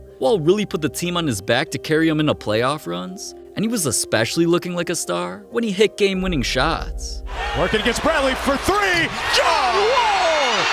Hold on. What a shot! Wall quickly cemented himself as one of the best point guards in the league, so his Wizards blessed him with a contract worth $171 million. It seemed like nothing could go wrong, but as quickly as Wall entered his prime, with what seemed like he had a bright future ahead, everything was about to come crashing down. His body started giving out, so he dealt with injuries, until eventually he suffered the worst injury of his career. Here he goes, puts it up and scores again, and he's on the floor and he's in pain. John Wall, already out for the rest of this season because of his injured heel, now needs surgery for a ruptured Achilles after slipping in his home, according to the team. To have surgery on your heel and be recovering from that and then have this happen, this is a major injury for a player like this. That scary announcement not only had Wall out for over a year, it started a domino effect, leading to some of the worst moments of his life. Because immediately after, his best friend, his grandma, and his mom, who did everything for him growing up, passed away. I just wanted to say thank you for being my mom. I know it's tough growing up with me and my two sisters, seeing my dad go to jail at a young age, and you sacrificing everything. I seen you picking me up from school, take me to school and only pick me up from school. I always wondered what it felt like to be able to do things with my mom. I never had the chance. Wall was beyond emotional, so both the mental and physical pain he was dealing with never allowed him to fully recover or perform like the player he once was. And to make the situation even worse, the team he gave everything to just couldn't wait any longer. So they traded him away to one of the worst teams in the league. And that was basically Wall's breaking point that made him want to end his life the first time. How does your kids help you get through that time? Because I know that's a rough time right now. What, dude? If it weren't for my kids, I wouldn't be here. To be honest, you know what I mean?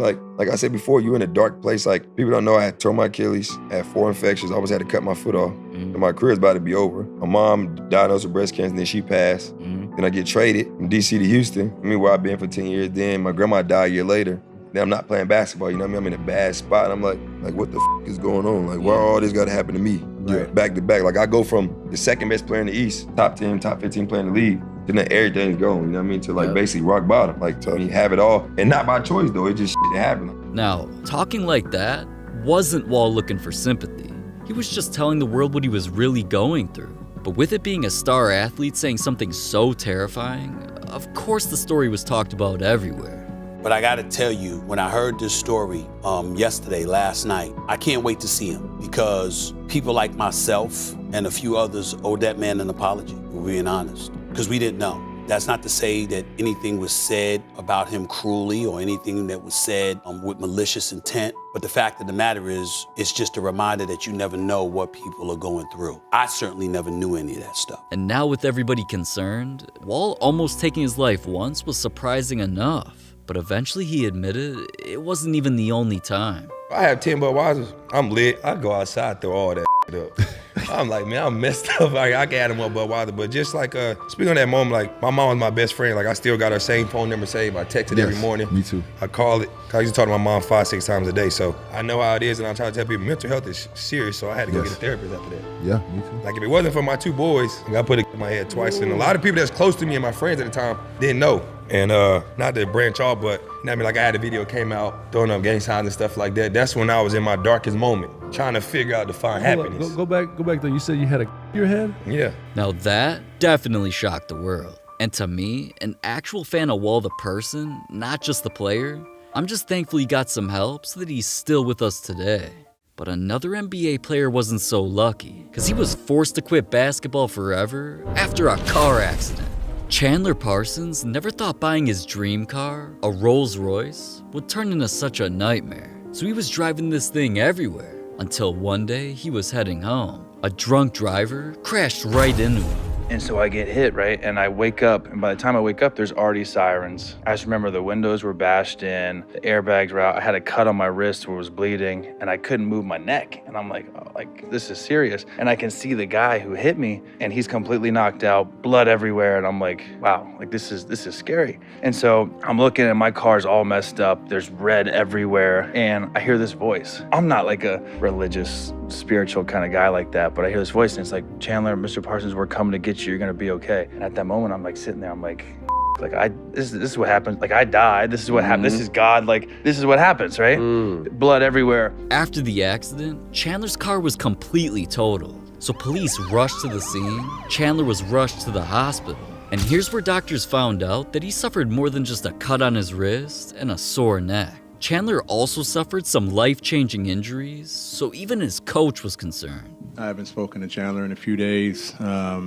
You know, I definitely haven't spoken. I just asked if he's doing all right. And last time I did, you know, he was banged up pretty bad. Now, Chandler's team eventually released an injury report as if it was something minor. But it turned out that things were more severe than just whiplash, a concussion, and a disc injury. He suffered a traumatic injury to his brain that was so bad, it caused permanent memory issues. And so that kind of forced my hand to basically retire. And I never thought I'd do that at 31 years old. You know, you want to go out on your own terms. So with Chandler being at the prime of his career and forced into a sudden retirement, Chandler had no choice but to sue the driver for a ridiculous amount of money. And cause the man who crashed into him was caught drunk driving for a 4th time, he got thrown into jail for life.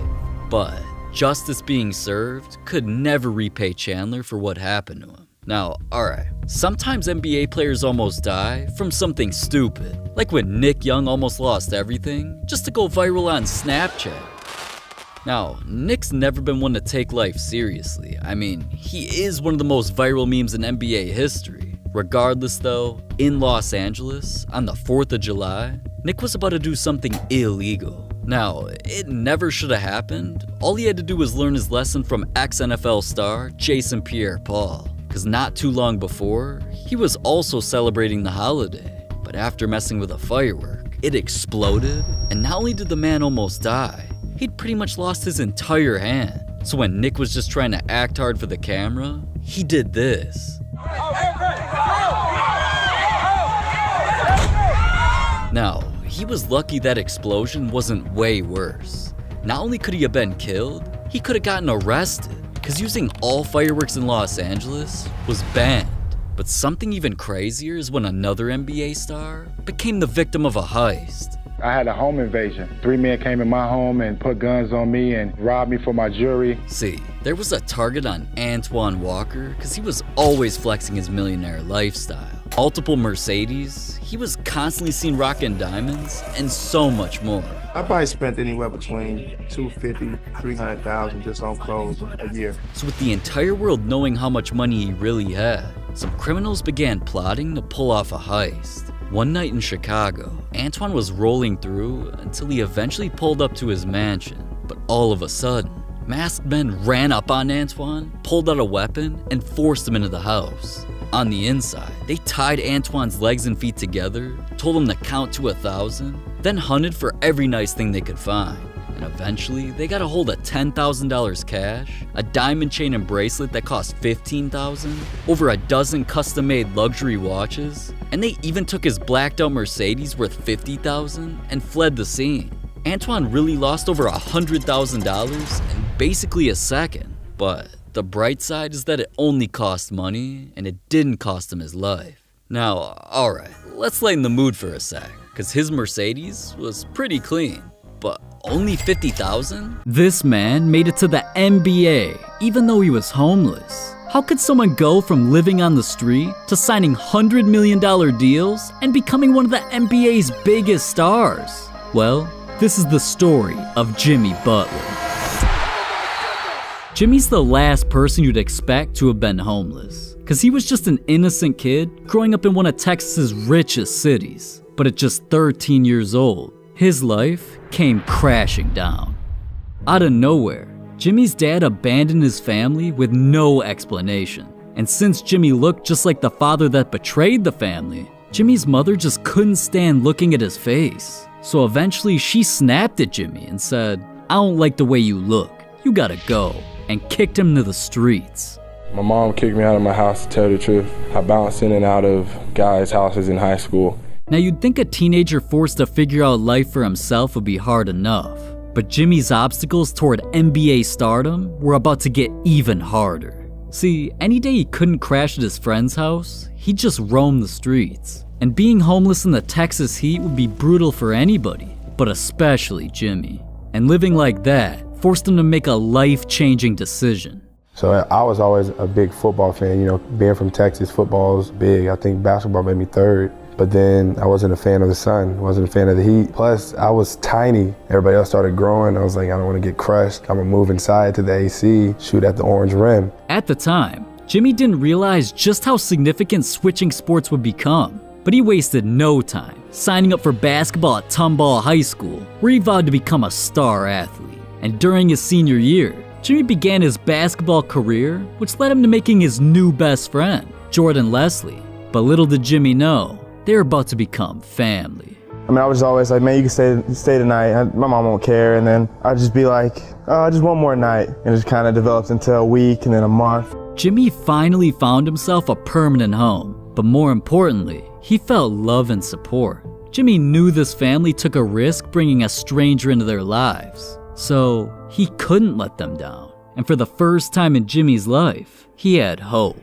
His basketball days were only beginning, and yet he instantly set a goal most kids could only dream of, making the NBA. But Jimmy was determined, and that year the journey started off strong, because he committed to playing basketball for Tyler Junior College. I remember the first time walking down this bad baby. I knew I ended the game with 33 points. And with that 33 points, I was asking myself, is this real? Can I really score 33 points on a nightly basis? And then the next time I came out, 35 points. So I knew that I belonged here. This is where it started for me. Now, I don't know about you, but dropping 30 points a night sounds good to me. But see, Jimmy was only dominating players in junior college, and doing things at that level meant little to nothing. Jimmy knew if he wanted to accomplish his NBA dreams, he had to step up his game and be recruited to a top-ranked university. But right then and there, Jimmy realized his goals were even harder than he imagined, because Jimmy already had a star teammate who was attracting scouts for himself. So with Jimmy knowing he had to compete with his own teammate for the spotlight, he began doubting he'd ever go pro. And I was like, man, can I really compete with the best of these guys? You know, if you pass the ball, you might not get the ball. Like everybody trying to get to the next level. Jimmy knew that with so much competition on the team, he already couldn't afford making a single mistake, especially since his star teammate, who was already committed to Marquette University, was bringing in attention from coaches. And Jimmy knew Marquette's assistant coach, Buzz Williams, always showed up. So Jimmy was determined to make him realize they were choosing the wrong guy. Buzz came in, he was assistant at Marquette under Crean at the time. And he comes up to me and was like, you know what, if I ever had a head coaching job, like, you would be a player that I would want to come you to come play for me. Now, even though Buzz wanted Jimmy to come to Marquette, everything had to fall into place. And one day out of nowhere, Jimmy's phone rang. I'm the first person he calls, like, He always had told me the truth and all of this. So, without even visiting, I went to Marquette. It was official. Jimmy accomplished his first goal and was now heading to the University of Marquette. But this was just a small step in the right direction. Jimmy knew the competition here was fierce. The stakes were higher. And if he wanted to elevate to the next level, he couldn't be average. But even though Jimmy wanted to make the NBA, so did all of his new teammates. And the guy starting in front of him was already a star player on the NBA's radar, which led Jimmy to the biggest obstacle of his life.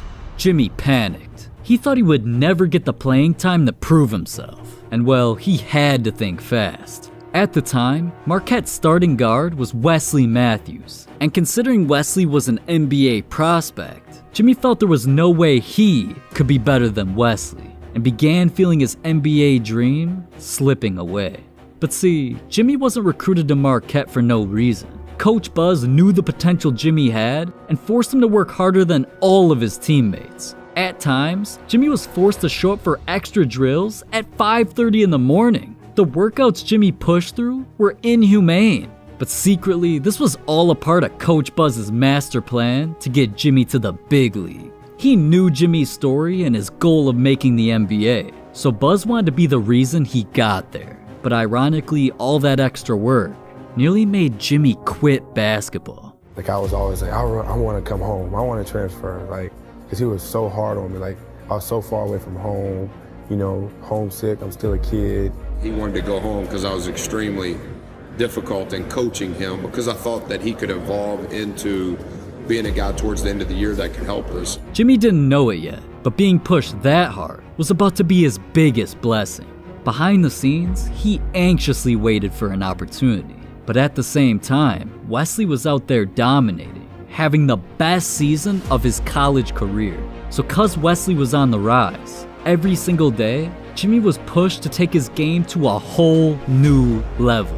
Until, later that year, Wesley made his way into the NBA, leaving Marquette with an open starting spot. Everybody at Marquette knew Jimmy was doing everything he could to become their next leader, and now they blessed him with the opportunity. But even though his hard work finally paid off, deep down, Jimmy wasn't confident he could be the next Wesley Matthews. At the time, not a single NBA team even acknowledged Jimmy, so he only had 1 year to raise his draft stock. Otherwise, his dream would be over. And right on cue, that's when Wesley came back around and gave Jimmy some life-changing advice. Wesley Matthews came back. I was like, yo, you can play in the league. I was like, word.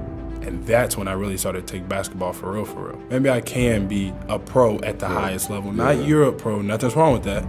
But like the NBA, like that's where you want to be at. That's the best of the best. Right after Jimmy was convinced he could make the NBA, he knew it was now or never.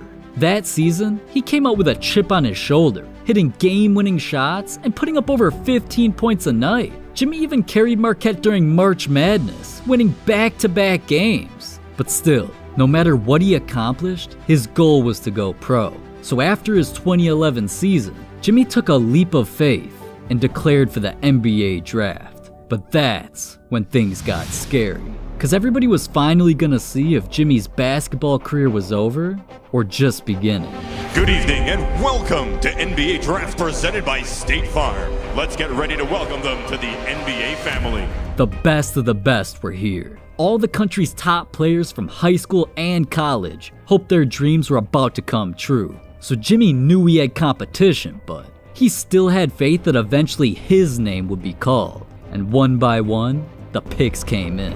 The Cleveland Cavaliers select Kyrie Irving. The Charlotte Bobcats select Kemba Walker. The Golden State Warriors select Klay Thompson. The Indiana Pacers select Kawhi Leonard.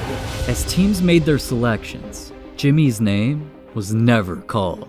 Most teams saw him as a huge liability. After all, he wasn't a freak athlete, he wasn't fast, and he didn't throw down crazy highlights. So teams felt drafting him for what he could become was too risky. Nobody was willing to place that bet. Well, nobody until... With the 30th pick in the 2011 draft, the Chicago Bulls select Jimmy Butler from Marquette University. Like, I instantly burst out into tears with my mom because all the people that tell me that I wouldn't amount to anything, that I wouldn't get my degree, I wouldn't go to college, I couldn't be an NBA player. But more than anything, it was I proved myself right. I could care less about proving them wrong. Now, with Jimmy officially becoming an NBA player, he realized just making the league actually wasn't the dream after all. It was just a step towards an even bigger goal. Jimmy understood that going from homeless to a professional athlete was a blessing. So now being in a position to accomplish greatness and having the power to motivate millions of people, he vowed to give basketball his everything and make it known to the entire world that anything is possible. It's not enough for Jimmy Butler to be good. It's not enough for him to be an all-star. Jimmy Butler has greatness written all over him. He has got that dog in him. Trust me, he is clutch closer on defense and offense. He's as tough as they come.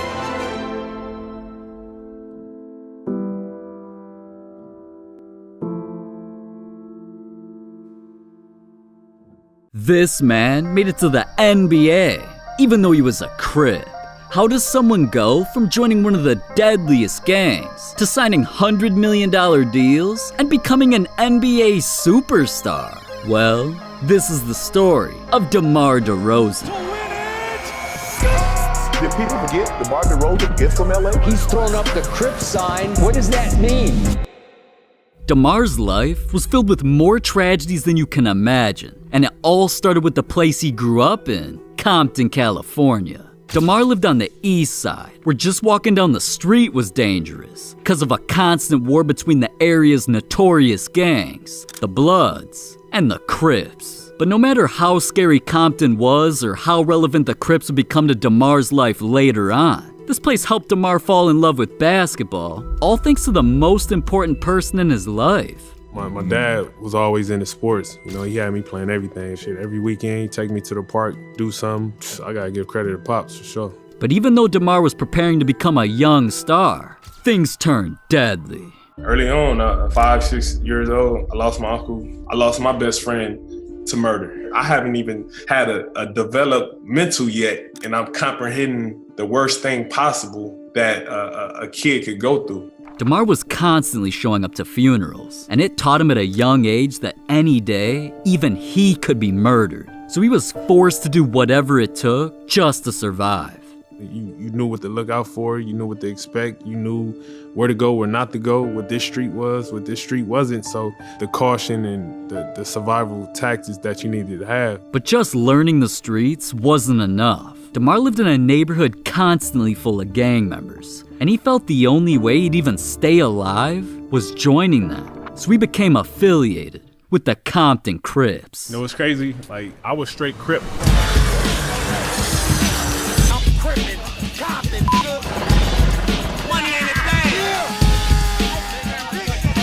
DeMar felt like he finally found his place, but combining that life with basketball would so nearly get him killed.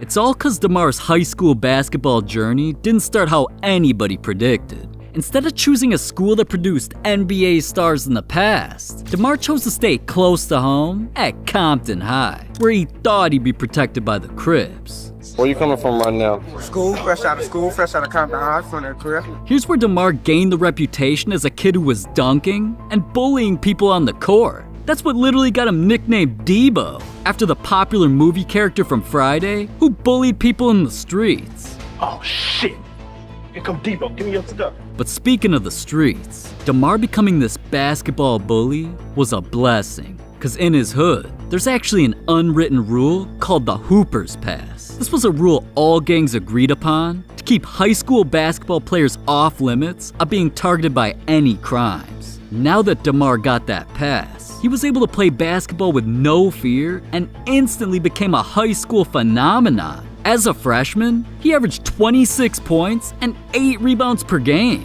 That's better numbers than what LeBron James did during his freshman year, where he put up just 21 points and 6 rebounds per game. So DeMar's hard work was finally paying off, until one day, DeMar was walking to his favorite spot to practice hooping. And that's when a couple criminals started walking his way and threatened to kill him.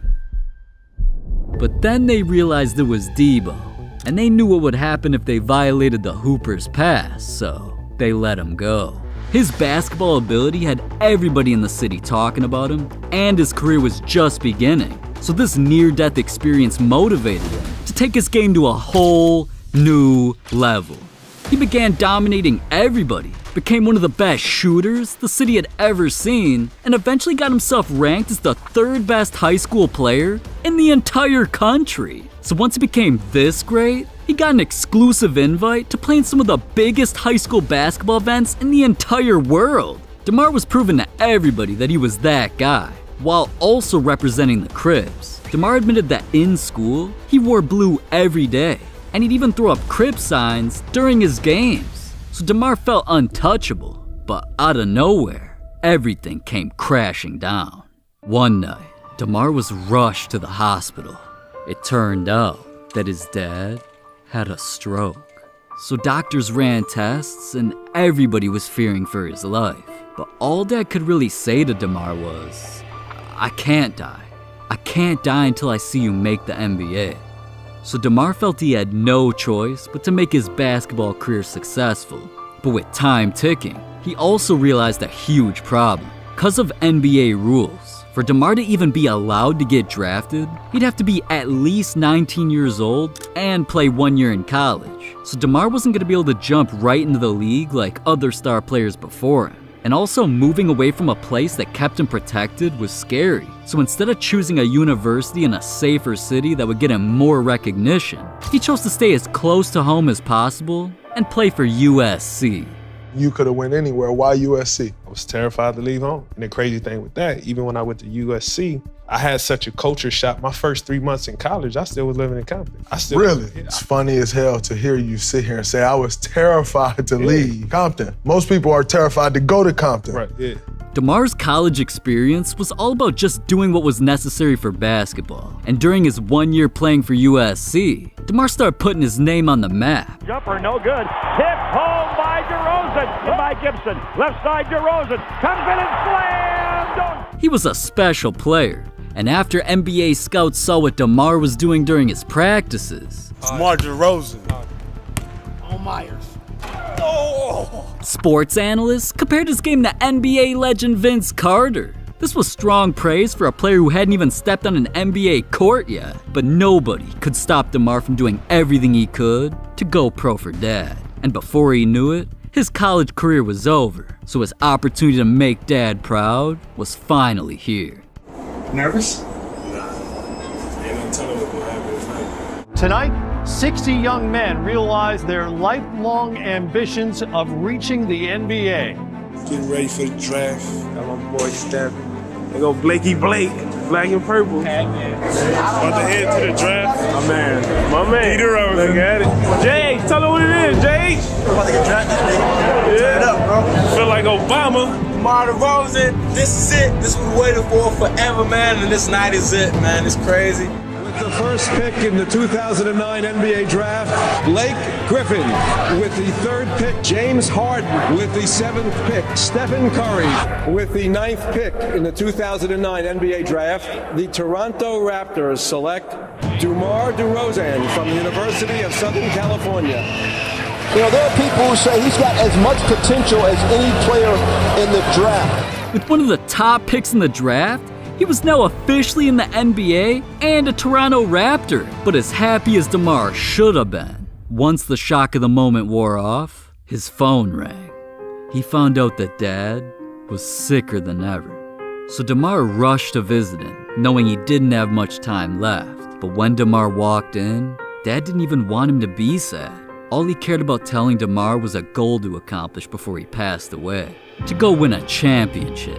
And DeMar knew, now that he was in the NBA, the only way he could accomplish that was becoming a star.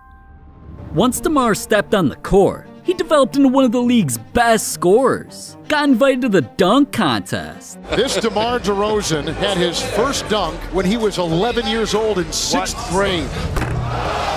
And eventually he stepped himself up to all-star level, where he was voted into the all-star game to compete with the best players in the NBA. DeMar DeRozan. But just becoming a star was only step one of Dad's goal. Time was ticking to win a championship in time. And even though DeMar was making plays that had stadiums going crazy, the Raptors randomly just gave up on DeMar and traded him. DeMar DeRozan, the newest member of the San Antonio Spurs. What was this past week like for you? This trade became one of the biggest headlines in the world, because after DeMar gave a city everything he had, he was dealt to the Spurs, whose odds of winning a championship were nearly zero. And while he began playing for this new squad, none of DeMar's teammates knew how sick his dad was getting or what DeMar was secretly dealing with. My dad got sick. I done flew from Boston to LA, went in the hospital. I flew home, LA to Toronto, by myself, played in the game. Did the same thing in San Antonio, but nobody never knew. It was times I flew in the day of the game and played. So while DeMar was spending all this time with Dad before it was too late, while trying to maintain being a basketball star, DeMar was also forced to watch the player he got traded for, Kawhi Leonard, win the Raptors their first championship ever while playing in his old spot. And to make the situation even worse, out of nowhere, DeMar made an emotional Instagram post letting everybody know that his dad passed away. Words won't serve justice to what you meant to me. Never missed a game, a practice, an opportunity to show me what a great father was. You pushed me my whole life to be able to withstand the roughest of times. All I cared about was making you proud. But DeMar's dad must have been looking down on him, because not long after, DeMar was traded to one of the most famous teams in the NBA for winning championships, the Chicago Bulls. So DeMar knew that now was his time to finally accomplish Dad's goal. And instantly, he started playing his best basketball ever. Not only did DeMar start reaching milestones that only superstars do, He got it! Oh, the marvelous DeRozan. He becomes the 50th player in NBA history to reach 20,000 points. some of his shots started making NBA history. A 50-piece to put it away. And he's finally getting the praise he deserves. He can ball. He's a rough rider. He's not scared of anything. DeMar DeRozan is doing this in the house that MJ built. Name me a guy that got buckets like DeMar DeRozan is doing since Michael Jordan. But even with everybody talking about DeMar, all he's determined to do is win a championship for his dad. And no matter what he's been through, or will continue to go through, DeMar's embraced the entire journey, because it's all what made him who he is today. NBA players been keeping secrets, so let's start with Joel Embiid's murder. Growing up in Cameroon, all he ever wanted was to earn his people's respect. But his basketball skills were never enough. Even though he had dreams of going pro, one day he realized he needed to do something that no other athlete had the balls to do. When I was about 6 years old, I had to go in the jungle to kill the lions. So I went into the jungle, killed out a lion, and he fell asleep, and then I just came and killed him. I carried the lion on my back to the village. Wait, you're 6 years old, you kill a lion, you bring the lion back to the village. Yep. In my life, I've heard some crazy shit, but a lion? Really? This thing right here? When you were only 6? Man, at least he didn't break the law like Giannis. Cause growing up, he needed to commit crime just to survive. See, Giannis's parents were illegals, so he didn't know if one day he'd come home and they'd be gone. His family struggled to find work. There was no money coming in, so Giannis and his brothers were starving. But the boys had faith that they'd find the family a way out, and eventually, they posted up on the corner and risked their lives. They subsisted in the shadows of the economy. We didn't have a lot of money, but we had a lot of happiness. Peddling goods on the streets, just like these African migrants, hoping to make $25 or $30. We used to sell glasses, watches, then we used to sell CDs, DVDs. You must be a pretty good salesman. I was the best. Damn, man. Giannis not only never got caught, he saved the family and went on to become a 100 millionaire freak of nature. If only Dwight Howard had the same luck, because he's been surviving an addiction that almost killed him. At first, Dwight came to the league and became the NBA's most dominant big man. But when he joined LA, our boy started falling off. Like, everybody was wondering how he went from doing this to this. And in 2012, the world found out Dwight was hiding something. One day in the Lakers locker room, he went into a panic because his hands and feet were tingling so bad, he couldn't stop his legs from shaking. So he called up his nutritionist, and when she discovered his dangerous habit, even she was scared for his life. So I just developed that sweet tooth. As I got older, it just kept going. I just started to love Skittles, and all I wanted was Skittles, Skittles, Skittles. You know, I couldn't stop. Then I fell in love with honey bun, and I would eat at least 4 or 5 of them a day, maybe more. Just heat them up and have some ice cold water with it. It was so good. And my routine one season was McDonald's before every game. I would get 2 double cheeseburgers, a large fry, a small fry, a strawberry chocolate milkshake, and a large Coke. Yeah. Dwight was so addicted to junk food, he literally put a Skittles machine in his house. And not only that, dude was eating over 5,000 calories and 12 candy bars per day. But his nutritionist told him if he didn't stop, not only would his career be over, so would his life. And Dwight vowed to change before it was too late. But I don't know what's crazier, that or Kawhi's weirdest moment. Because what he did at a restaurant went so viral, not even his ugly ass laugh can touch this story. Right after his 2014 championship, dude came in having his best season. But we all know Kawhi, man. Dude's a robot, so even that wasn't good enough. He started spending every day and night in the gym. And that's when his teammates got suspicious that maybe he wasn't human after all. So they put things to the test, inviting him to dinner. Cause even a 6'7", 225-pound beast has to eat sometime, right? Well, since Kawhi just signed a $90 million deal, they all decided to hit up one of San Antonio's most expensive restaurants. And you'd think Kawhi'd be trying to blow a bag, but after he looked at the menu, he wasn't really feeling it. And when the waiter came around to take orders, each of his teammates ordered something delicious. But Kawhi? He's built different. He whipped out a bag of fruit, started yelling apple time, and literally ate 12 of them with a fork and a knife. I mean, are we really surprised the dude who laughs like this does things like that? Well, at least Kawhi ain't like LeBron, living every day in fear. Cause after LeBron signed his Lakers contract, he instantly had a target on his back. See, in 2018, LeBron bought a mansion in one of LA's most exclusive areas. And copping a crib with a home gym, movie theater, a pool in the back, anybody would be hyped. But LeBron should have done his research, because what he didn't know was he was being watched by a maniac. See, living in Los Angeles comes with 2 things: celebrity neighbors and haters. And one day when LeBron turned on the news, he got scared for his life. Cause he saw other celebrities in his own neighborhood all became victims. And what's even scarier is, LeBron was at the top of the criminals list. But see, our boy's a billionaire, and he wasn't gonna let some weirdos in ski masks pull off a GTA heist. So he put 10 security guards on payroll to guard his house 24/7, cause it was more than his life at risk. So cause the criminal organization knew he became untouchable, they started vandalizing his murals instead to send a warning. And it proved they weren't scared to ruin his dreams, like the NBA did to Jokic. Cause coming into the 2014 draft, Jokic was ready to turn his dreams into reality. So at the Barclays Center, the picks came in one by one, and Jokic waited anxiously for his opportunity. Then, with the 41st pick, the Denver Nuggets were up, so Jokic could taste that it was his time. He waited on this moment for 19 years, and he was ready to get the crowd hyped. But as the pick came in, the NBA felt watching this was more important. 2 things you only dreamed would come together. Oh, that reminds me. Dude, what? A $20 delivery fee? That. But for real, if I was Jokic and the NBA did me that bogus, I'd be more pissed than the time an NBA player almost got an ass whooping from his own coach.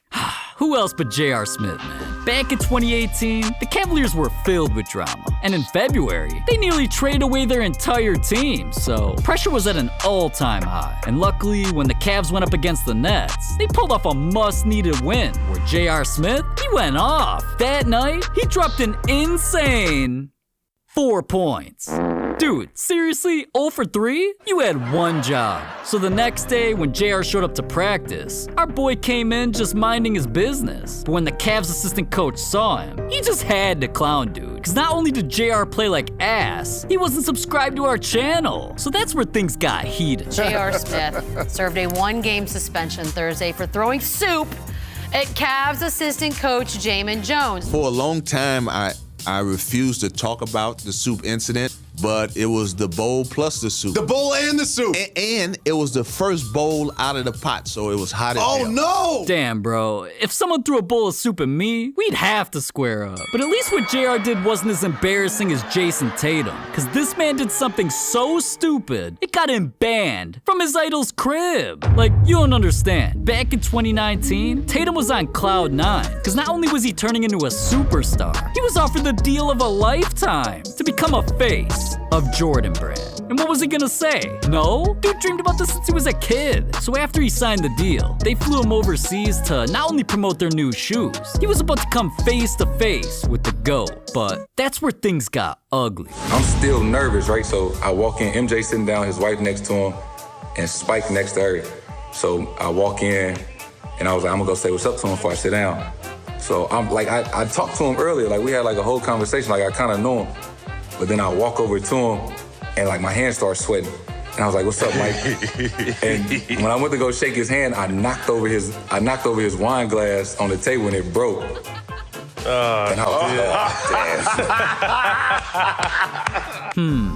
I think he's gonna have to find a new idol, man. Hey, Tatum, bro, don't worry. We got room over here at Team LeBron. But hey, at least MJ didn't try to ruin Tatum's life like a deranged fan did to James Harden. Because during a heated matchup between the Rockets and Jazz, Houston was down bad, so Harden was pissed. And to make the situation worse, they were playing in Utah, home of the NBA's craziest fans. And late in the third quarter, Harden lined up for a free throw to try and spark a comeback. But that's when a fan did him dirty.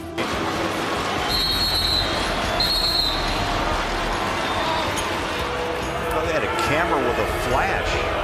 I mean, really, James Harden, is it that big of a deal? You're about to throw an attempt to look like you're gonna throw a ball? Listen, man, getting a laser shined in your eyes is dangerous. Like, it takes less than a second to go blind. So Harden just doing his job almost turned him into Stevie Wonder. But listen, my neighbors are knocking at my door because they're tired of hearing me scream about NBA players. So we only got time for one more story. And I guarantee this changes how you look at Russell Westbrook forever. Because back in 2004, things were very different. Westbrook was just a 15-year-old basketball player, and he was lucky because he got to share the court with his best friend, Kelsey Bars. These two were putting their high school on the map. And let me tell you, man, these guys were inseparable because they made each other promise that when they graduated, they'd both play for UCLA and eventually play together in the NBA. So day and night, these boys practiced all over the city. Until... In early May 2004, Coach Reggie Morris took Russell and Kelsey to Los Angeles Southwest College to play pickup games against some of the top players in the state. Kelsey was the best player on the court even as a 10th grader. He was dominating college players. We had won like 4 or 5 games in a row. And I remember Kelsey was playing maybe the best I've seen him play in a long time. We went to go sit down over on the side, and he was laughing and joking with a couple of the young guys, and then he kind of collapsed. And then he took one big gasp of air, and then he just fell back. When I got to the hospital, that's when his dad pulled me to the side and told me that he had passed. It turned out Kelsey had an unknown heart condition, and right in front of Westbrook, his heart stopped. And just like that, he was gone. Like, just imagine the pain Westbrook felt. These boys talked every day and had a dream. So, Westbrook knew there was only one thing he could do. He vowed to take his game to a never-before-seen level. For Kelsey. 23, yeah, 23. I got shooters and they with me and they never miss. Westbrook went from averaging 12 points a game to 25, so he got college offers from every big university. But he was only considering one scholarship, because he knew Kelsey was watching over him, so he already made his decision. And that's where Westbrook played alongside other future NBA players and turned himself into an icon. So in 2008, with the 4th pick in the 2008 NBA draft, the Seattle Supersonics select Russell Westbrook from UCLA. Westbrook not only accomplished their dream of making the NBA, he quickly became one of the league's top players, but he never forgot where he came from or who helped him get here. Because one of the hardest things you can go through is losing a friend. And for Westbrook, it's something he'll never get over. But now when you see him setting records or getting triple-doubles, just keep in mind, he ain't doing it for himself. Westbrook's trying to make his boy go down in history. I want people to know that Kelsey could have been the best player in the country. Kelsey's always going to be a part of my life. This is NBA star Ja Morant, who turned into a criminal. But Ja ain't the only NBA player whose mistakes are ending his career. And first, a pair of shoes is getting Lonzo Ball kicked out the NBA. No one knows the real story about them shoes, though. I don't know how I didn't get caught. Lonzo became the first player ever to start his own brand before even making it to the league. And it all started with some signature shoes, the ZO2s. Just taking a look at them though, those shoes were ass. And the price tag made headlines everywhere because they cost $495. Michael Jordan could not command $100 for a pair of sneakers. Because he ain't Lonzo Ball, that's why. Lonzo, you better stop playing with me. I'm gonna tell you again. But despite Lonzo and his shoes being clowned by literally everybody, he got drafted to the NBA and still laced them up game after game after game until Lonzo began suffering devastating injuries, and even he knew it wasn't a coincidence. Them ZO2s I was playing in, they was not ready. They were? Really? No one knows this, but Demo had a backpack and he had extra like 4 pairs of shoes in there. I had to switch them every quarter, so they would just rip. The shoes were a problem, but Lonzo still had hope for his career. But once he eventually got traded to the Pelicans, then the Bulls, Lonzo just couldn't reach his potential or stay healthy. I literally can't run or jump, so until I can do those things, I can't play, So after multiple surgeries, Lonzo's legs still haven't been fixed, which has rumors spreading that not only is he unlikely to return next season, the Bulls fear that Lonzo's injuries have gotten so bad that he'll never hoop in the NBA again. But luckily, Lonzo's mistakes didn't almost get him killed, like the Chicago Bull, who was supposed to become the next Michael Jordan. This is Jay Williams, and at one point, dude was untouchable. All because of him leading Duke to a national championship while averaging 25 points a game, more than anybody in the entire tournament. It was no surprise he became the second pick of the 2002 NBA draft by the Chicago Bulls. But now as a famous 21-year-old making millions of dollars, Jay decided to spend a bit of that on a new motorcycle that even his agent told him he shouldn't be riding. You went to go see him and the last thing he said to you was, you shouldn't be on that bike, right? Yeah, I was leaving the meeting, and we were both walking out the door, and I was like, all right, man, I'll see you later. He's like, man, you shouldn't be riding that bike. And I said, Kevin, I shouldn't be doing a lot of things. I lost control of the bike. I thought I was in a different gear when it wasn't. And, the bike kind of just turned on me, and there was a pole in a tree, but I just tried to turn the bike at the last second, and I just happened to hit the pole, and his body spinning in the air and just ended up laying on the curb.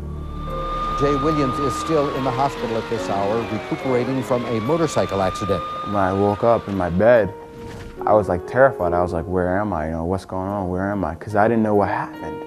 Everything was just a big blank to me. It was scary, because you just finally, feel like everything's starting to be as you planned and as you've dreamed for it to be since you've been a little boy. And then all of a sudden it just stopped. It was gone. Jay's career as an NBA star weren't just over. He nearly killed himself. You got so low, though, in those months of recovering, you attempted suicide. I attempted suicide twice, the second time being the worst, where I just wanted everything to go away. Man, you just gotta feel bad for Jay. So much potential gone in a split second. But not every NBA player's career-ending mistake was an accident. Josh Howard ruined his life after he disrespected the United States of America. Josh must have been on drugs or something. Oh wait, he was. Is all of this true that I am reading? Yeah, I don't think there's nothing that's hidden. NBA players do smoke marijuana. Well, also in this article, you don't smoke during the season, but you do smoke in the off season. How true is that? Yeah, it's true. Now, that was a huge deal because it was a completely different time period than what you and I are used to. Smoking was frowned upon, and not only tarnished Josh's reputation, his story made it seem like he was lazy, unfocused, and only cared about himself. Josh wasn't done stirring up the news there though, because only a week later, Josh made an even worse mistake. Wanda, I'm standing right by the intersection of Business 40 and Silas Creek Parkway in Winston-Salem. That's where at 11:25 last night, police say Josh Howard was driving his black Lexus at 94 miles an hour while racing another car. Howard was arrested and charged on 3 counts: speeding, drag racing, and reckless driving. Alright, now this situation put Josh on blast, and everybody was talking about how his antics were getting out of control. Multiple scandals in the same week? That was strike 2. So you'd think Josh putting his life on the line would have taught him a lesson, but once Josh got an exclusive invite to a celebrity flag football event, he went more viral than ever. Battle going on right now. I don't even celebrate that. I'm black, got Obama, away Obama, all that. Now with Josh disrespecting the Star-Spangled Banner, an anthem that the entire country prides itself in, the world quickly forgot about everything Josh was able to do on a basketball court. From that point on, he bounced around the league, joining 4 teams in 5 seasons, where his numbers got worse each year. And he eventually tore his ACL. Once that happened, he was forced into retirement and Josh's career was over. But at least his career-ending mistake didn't get his life turned into a diss track, like what happened to Dylan Brooks. This dude should have thought twice about beefing with LeBron James, man. Everything started in 2021 when Dylan scored on him, then flexed on him. Then during one of their next matchups, Dylan held LeBron to his lowest scoring total in months, just 23 points, and felt it was easy to defend him. He doesn't want to go left. I was just making him go left all game. And then it was settled when he would pass the ball. Now saying things like that was all fun and games, but when it came time for the 2023 playoffs, and Dylan was still saying stupid shit? You know, I just bring the competitive edge, but I wouldn't mind playing LeBron in a 7-game series. The legacies there, first time back in the playoffs, knock him out right away in the first round. We were about to see if Dude could really stop LeBron when Dude's wish was granted, because the Lakers and Grizzlies were matched up in the first round, so everyone knew this matchup was about to get heated. During the second game, LeBron hit a spinning fadeaway in Dylan's grill, which led to LeBron calling him a bum, and Dylan clapping in his face. Then later in the same game, Dylan made a 3 and did this back at LeBron. Stare down by Brooks, and LeBron just wouldn't return the favor. Dude really thought he was the reason the Grizzlies were winning, man. And that's why in the post-game interview, Dylan said the dumbest thing he could think of. You and LeBron have that exchange. There are people out there that say maybe you shouldn't do that with one of the better players in the game. What were you thinking? I don't care, he's old.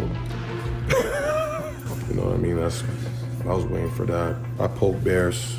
I don't respect no one until they come and give me 40. But he didn't poke the bear, okay? He didn't poke the bear. He didn't poke the bear at all. There's a picture right here. He poured honey on him. The entire situation made headlines everywhere, but LeBron refused to acknowledge it publicly. I don't want to talk much more. Tomorrow's gonna be a great game.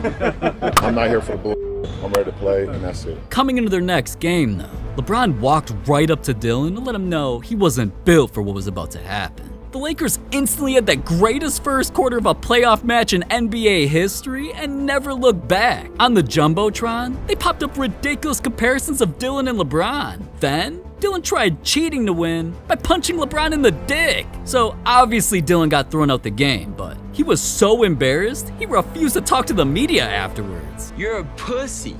Now, game 4 is where LeBron really made Dylan eat his words. James. He doesn't want to go left. James, he gets him. James drives. James is fouled and 1. LeBron! Game over. Dylan shouldn't have poked the bear, man, because he never recovered. That cost him the entire series, making Dylan look like the biggest clown in the league. That's why the Grizzlies instantly released a statement saying Dylan would not be re-signed with the team under any circumstances. And a rapper dropped the craziest diss track of 2023 towards him. Man, fuck Dylan Brooks, he ain't even in the league now. Kicked his ass out, now they got him saying knee how. For 8, 3 for 9, 3 for 10, he need more makes. Man, this light-skinned nigga shooting 4 days. Alright, I'm not gonna lie, that was fire. I don't see anybody taking Dylan seriously again. I mean, his career is over. But that situation took an entire playoff series. J.R. Smith's career ended all cause of one play. In the biggest game of the year, Game 1 of the NBA Finals, JR was part of a team doing the impossible. Somehow his Cavaliers were keeping up with one of the greatest teams ever assembled, all cause of a historic performance. And with a chance to actually win, all JR had to do was not mess things up, but... Hill misses. Rebound goes to the Cavs. J.R. Smith brings it back out. Throws it to Hill. Hill shot blocked. And we'll go to overtime.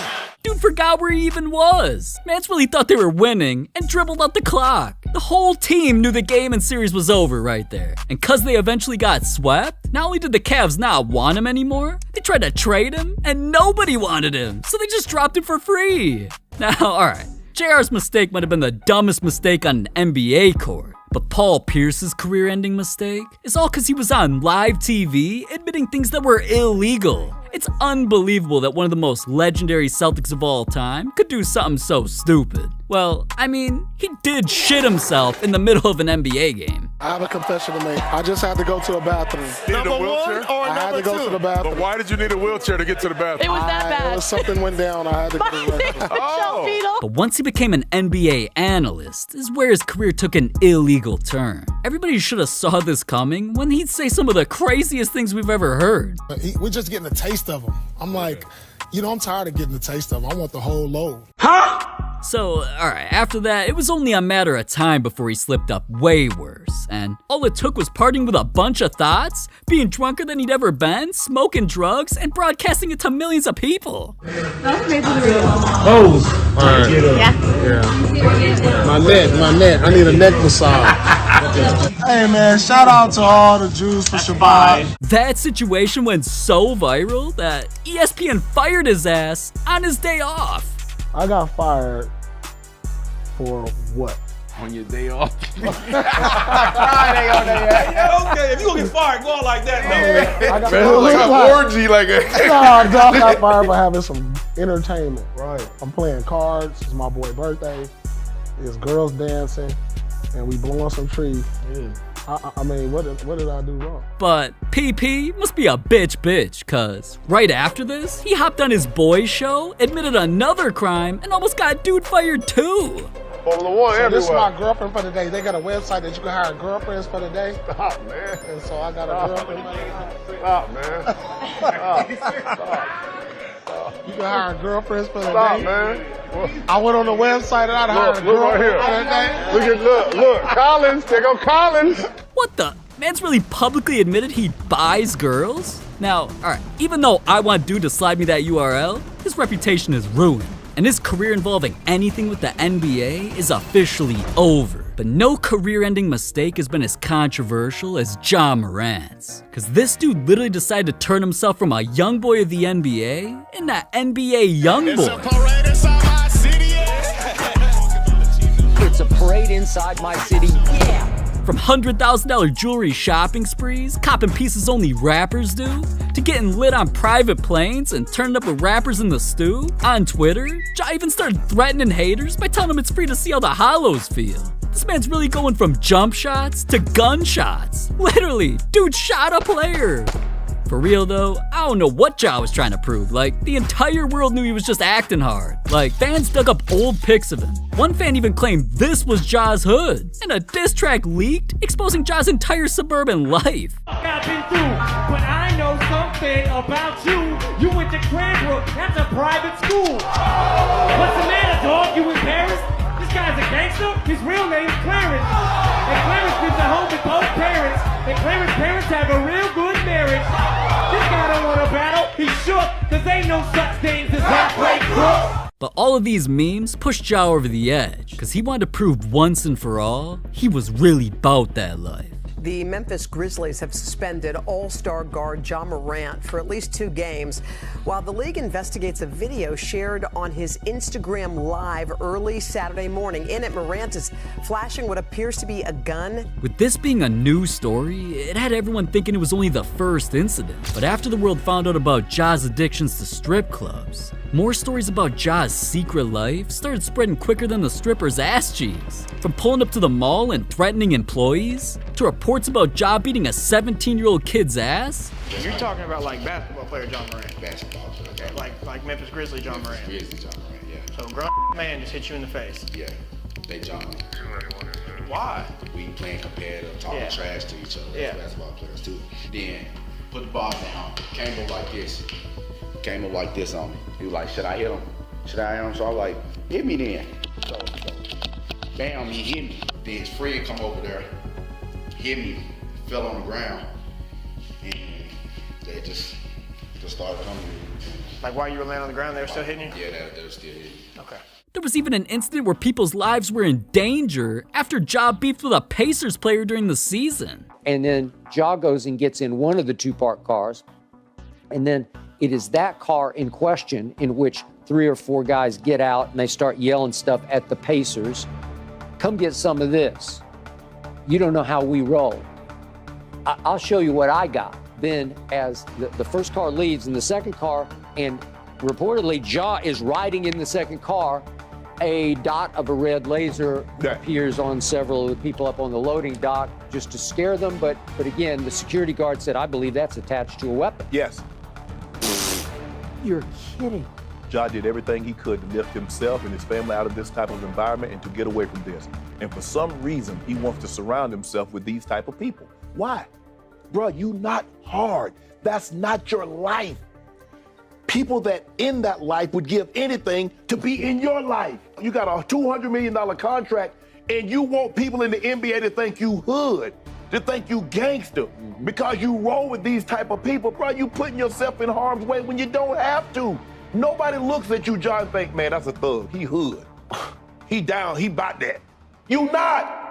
But alright, it wasn't just Shannon who thought Ja was a wannabe gangster though. Even real gangsters called out Ja for faking being from the hood. That's another one of them fake rapping ass niggas. So with all these stories coming out about Ja doing the most, many people felt Ja got let off the hook when he was only suspended 8 games. And especially when Ja hopped on live TV, where he lied to the world. It's not who I am. I don't condone any type of violence, but I take, full responsibility, for my actions. Made a, bad mistake, and I can see the image, that I painted, over myself with my recent mistakes. But, in the future, I'm gonna show everybody who Ja really is, what I'm about, and change this narrative. Cause that sincere apology actually wasn't. Ja proved it by going viral again.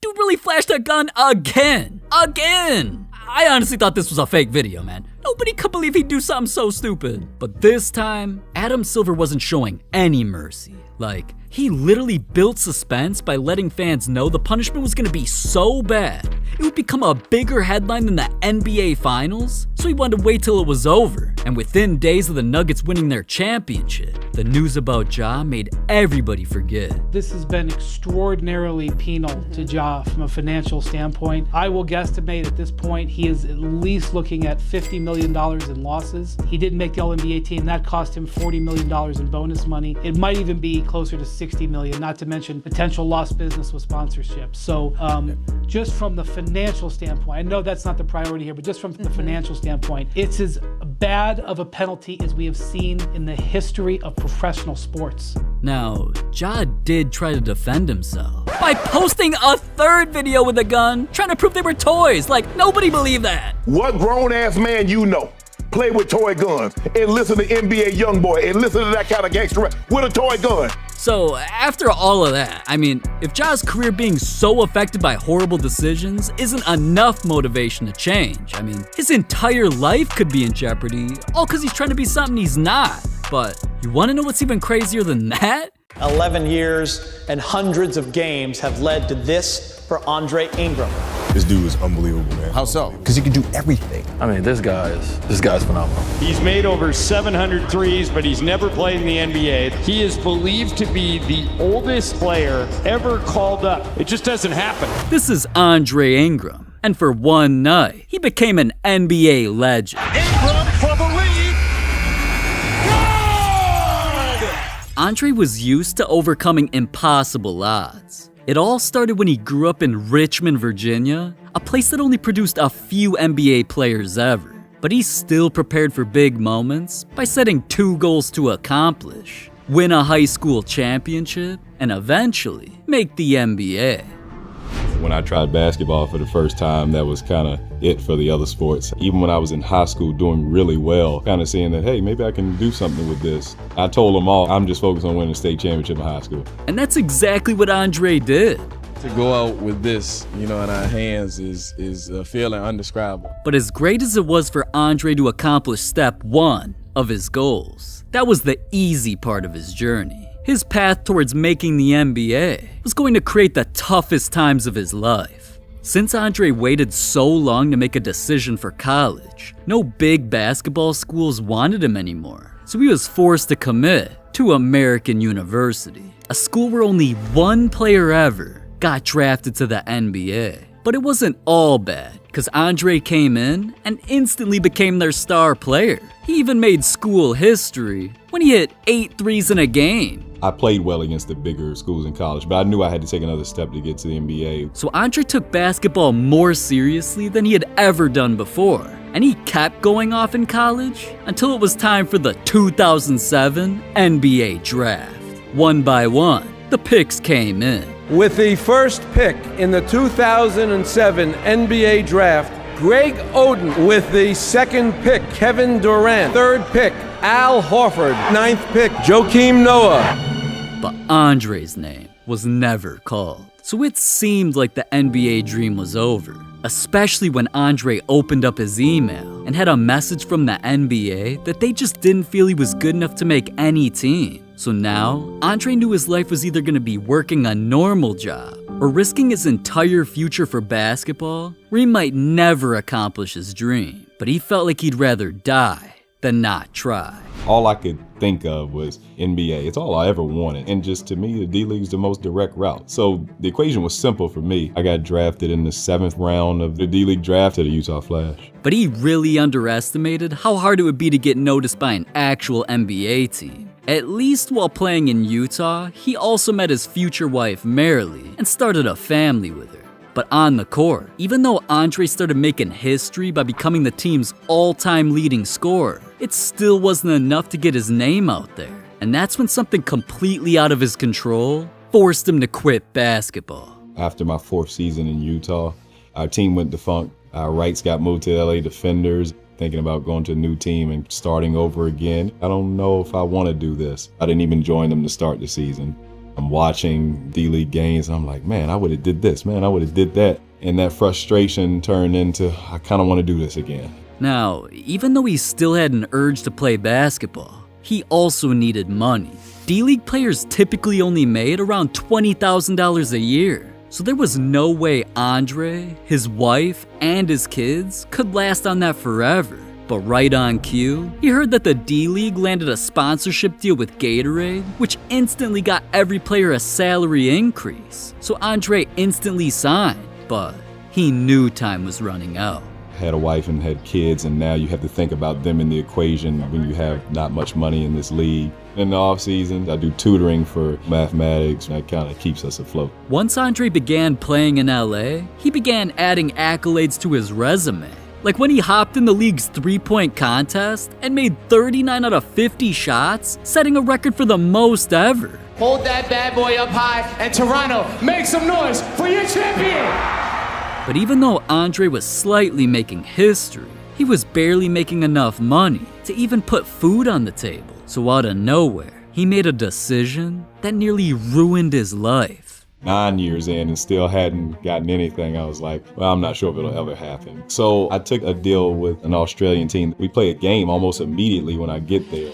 You're in a good place. You're about to make more money than you ever made, and I'm not enjoying it at all. I lasted in Australia about 10 days. I was hoping to join the G League immediately after that, but I'd missed the deadline for returning players. So I had to go straight back to Richmond. Eventually, Andre returned to playing in LA 10 years after he first made the D League. And yeah, he was still excited about game days. Game day is a game day. That's what it is, and excited still for all this time. On the court, he became the league's all-time leading three-point shooter, set the record for most games played in D-League history, and he even led his team to the playoffs. Andre was now 32 years old and still hadn't given up on his dream. But when it came time for his end-of-the-year review, and Andre got called into the office like usual, little did he know, some magic was about to happen. He still shot 48% from three on the season, led the league. But really appreciate you, obviously always, I know this was your 6th season with us, and you've been great on the court, you've been great off the court, you've really helped out our guys in the locker room, and I think you know that. Thank you also for, I know we were supposed to meet tomorrow, but we had to move the exit meeting up to today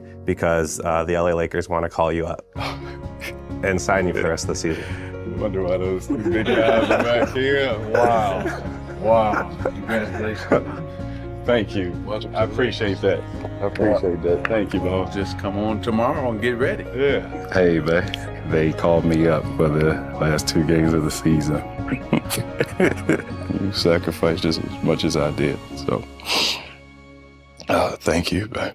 Now, Andre's dreams officially became reality. He became the oldest American rookie since 1964. And on April 10, 2018, it was time for him to shock the world. Andre Ingram, number 20 from the Lakers. They know that this dream is coming true right now for Andre Ingram. His first shot in the NBA of 3. Shot is good. Here comes Ingram. He goes by. On its way again. Ingram, deep and down. Ingram shoots a 2-pointer. Good again. Ingram, 3. Go! In his NBA debut, the 32-year-old shoots lights out. I'm sure you weren't expecting MVP chance for Andre Ingram. How impressive was his debut? Wow, very impressive. Man, you got full head of gray hair and all that, so it's really cool, man. So Andre's story made its way all over the news. Every sports show was talking about it. And even NBA legends like LeBron showed Andre love on Twitter. My brother and my niece were the ones telling me, hey, you have no idea how big your story is. It's everywhere. Other NBA players are talking about it. Kobe, like really? So we got invited to a Dodgers game to be honored in front of their entire stadium. Fans, let's hear it for Andre Ingram.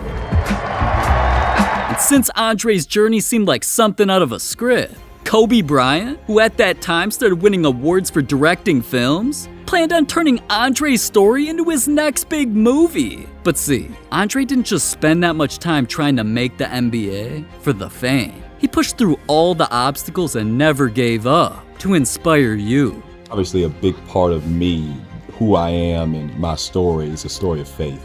Till I'm directed otherwise, this is it. To be capable and able, I'm just thankful for that. That doesn't mean I'm just gonna keep going just for my own selfish reasons. Obviously, something bigger is in play here. Someone needed that story. That's bigger than me.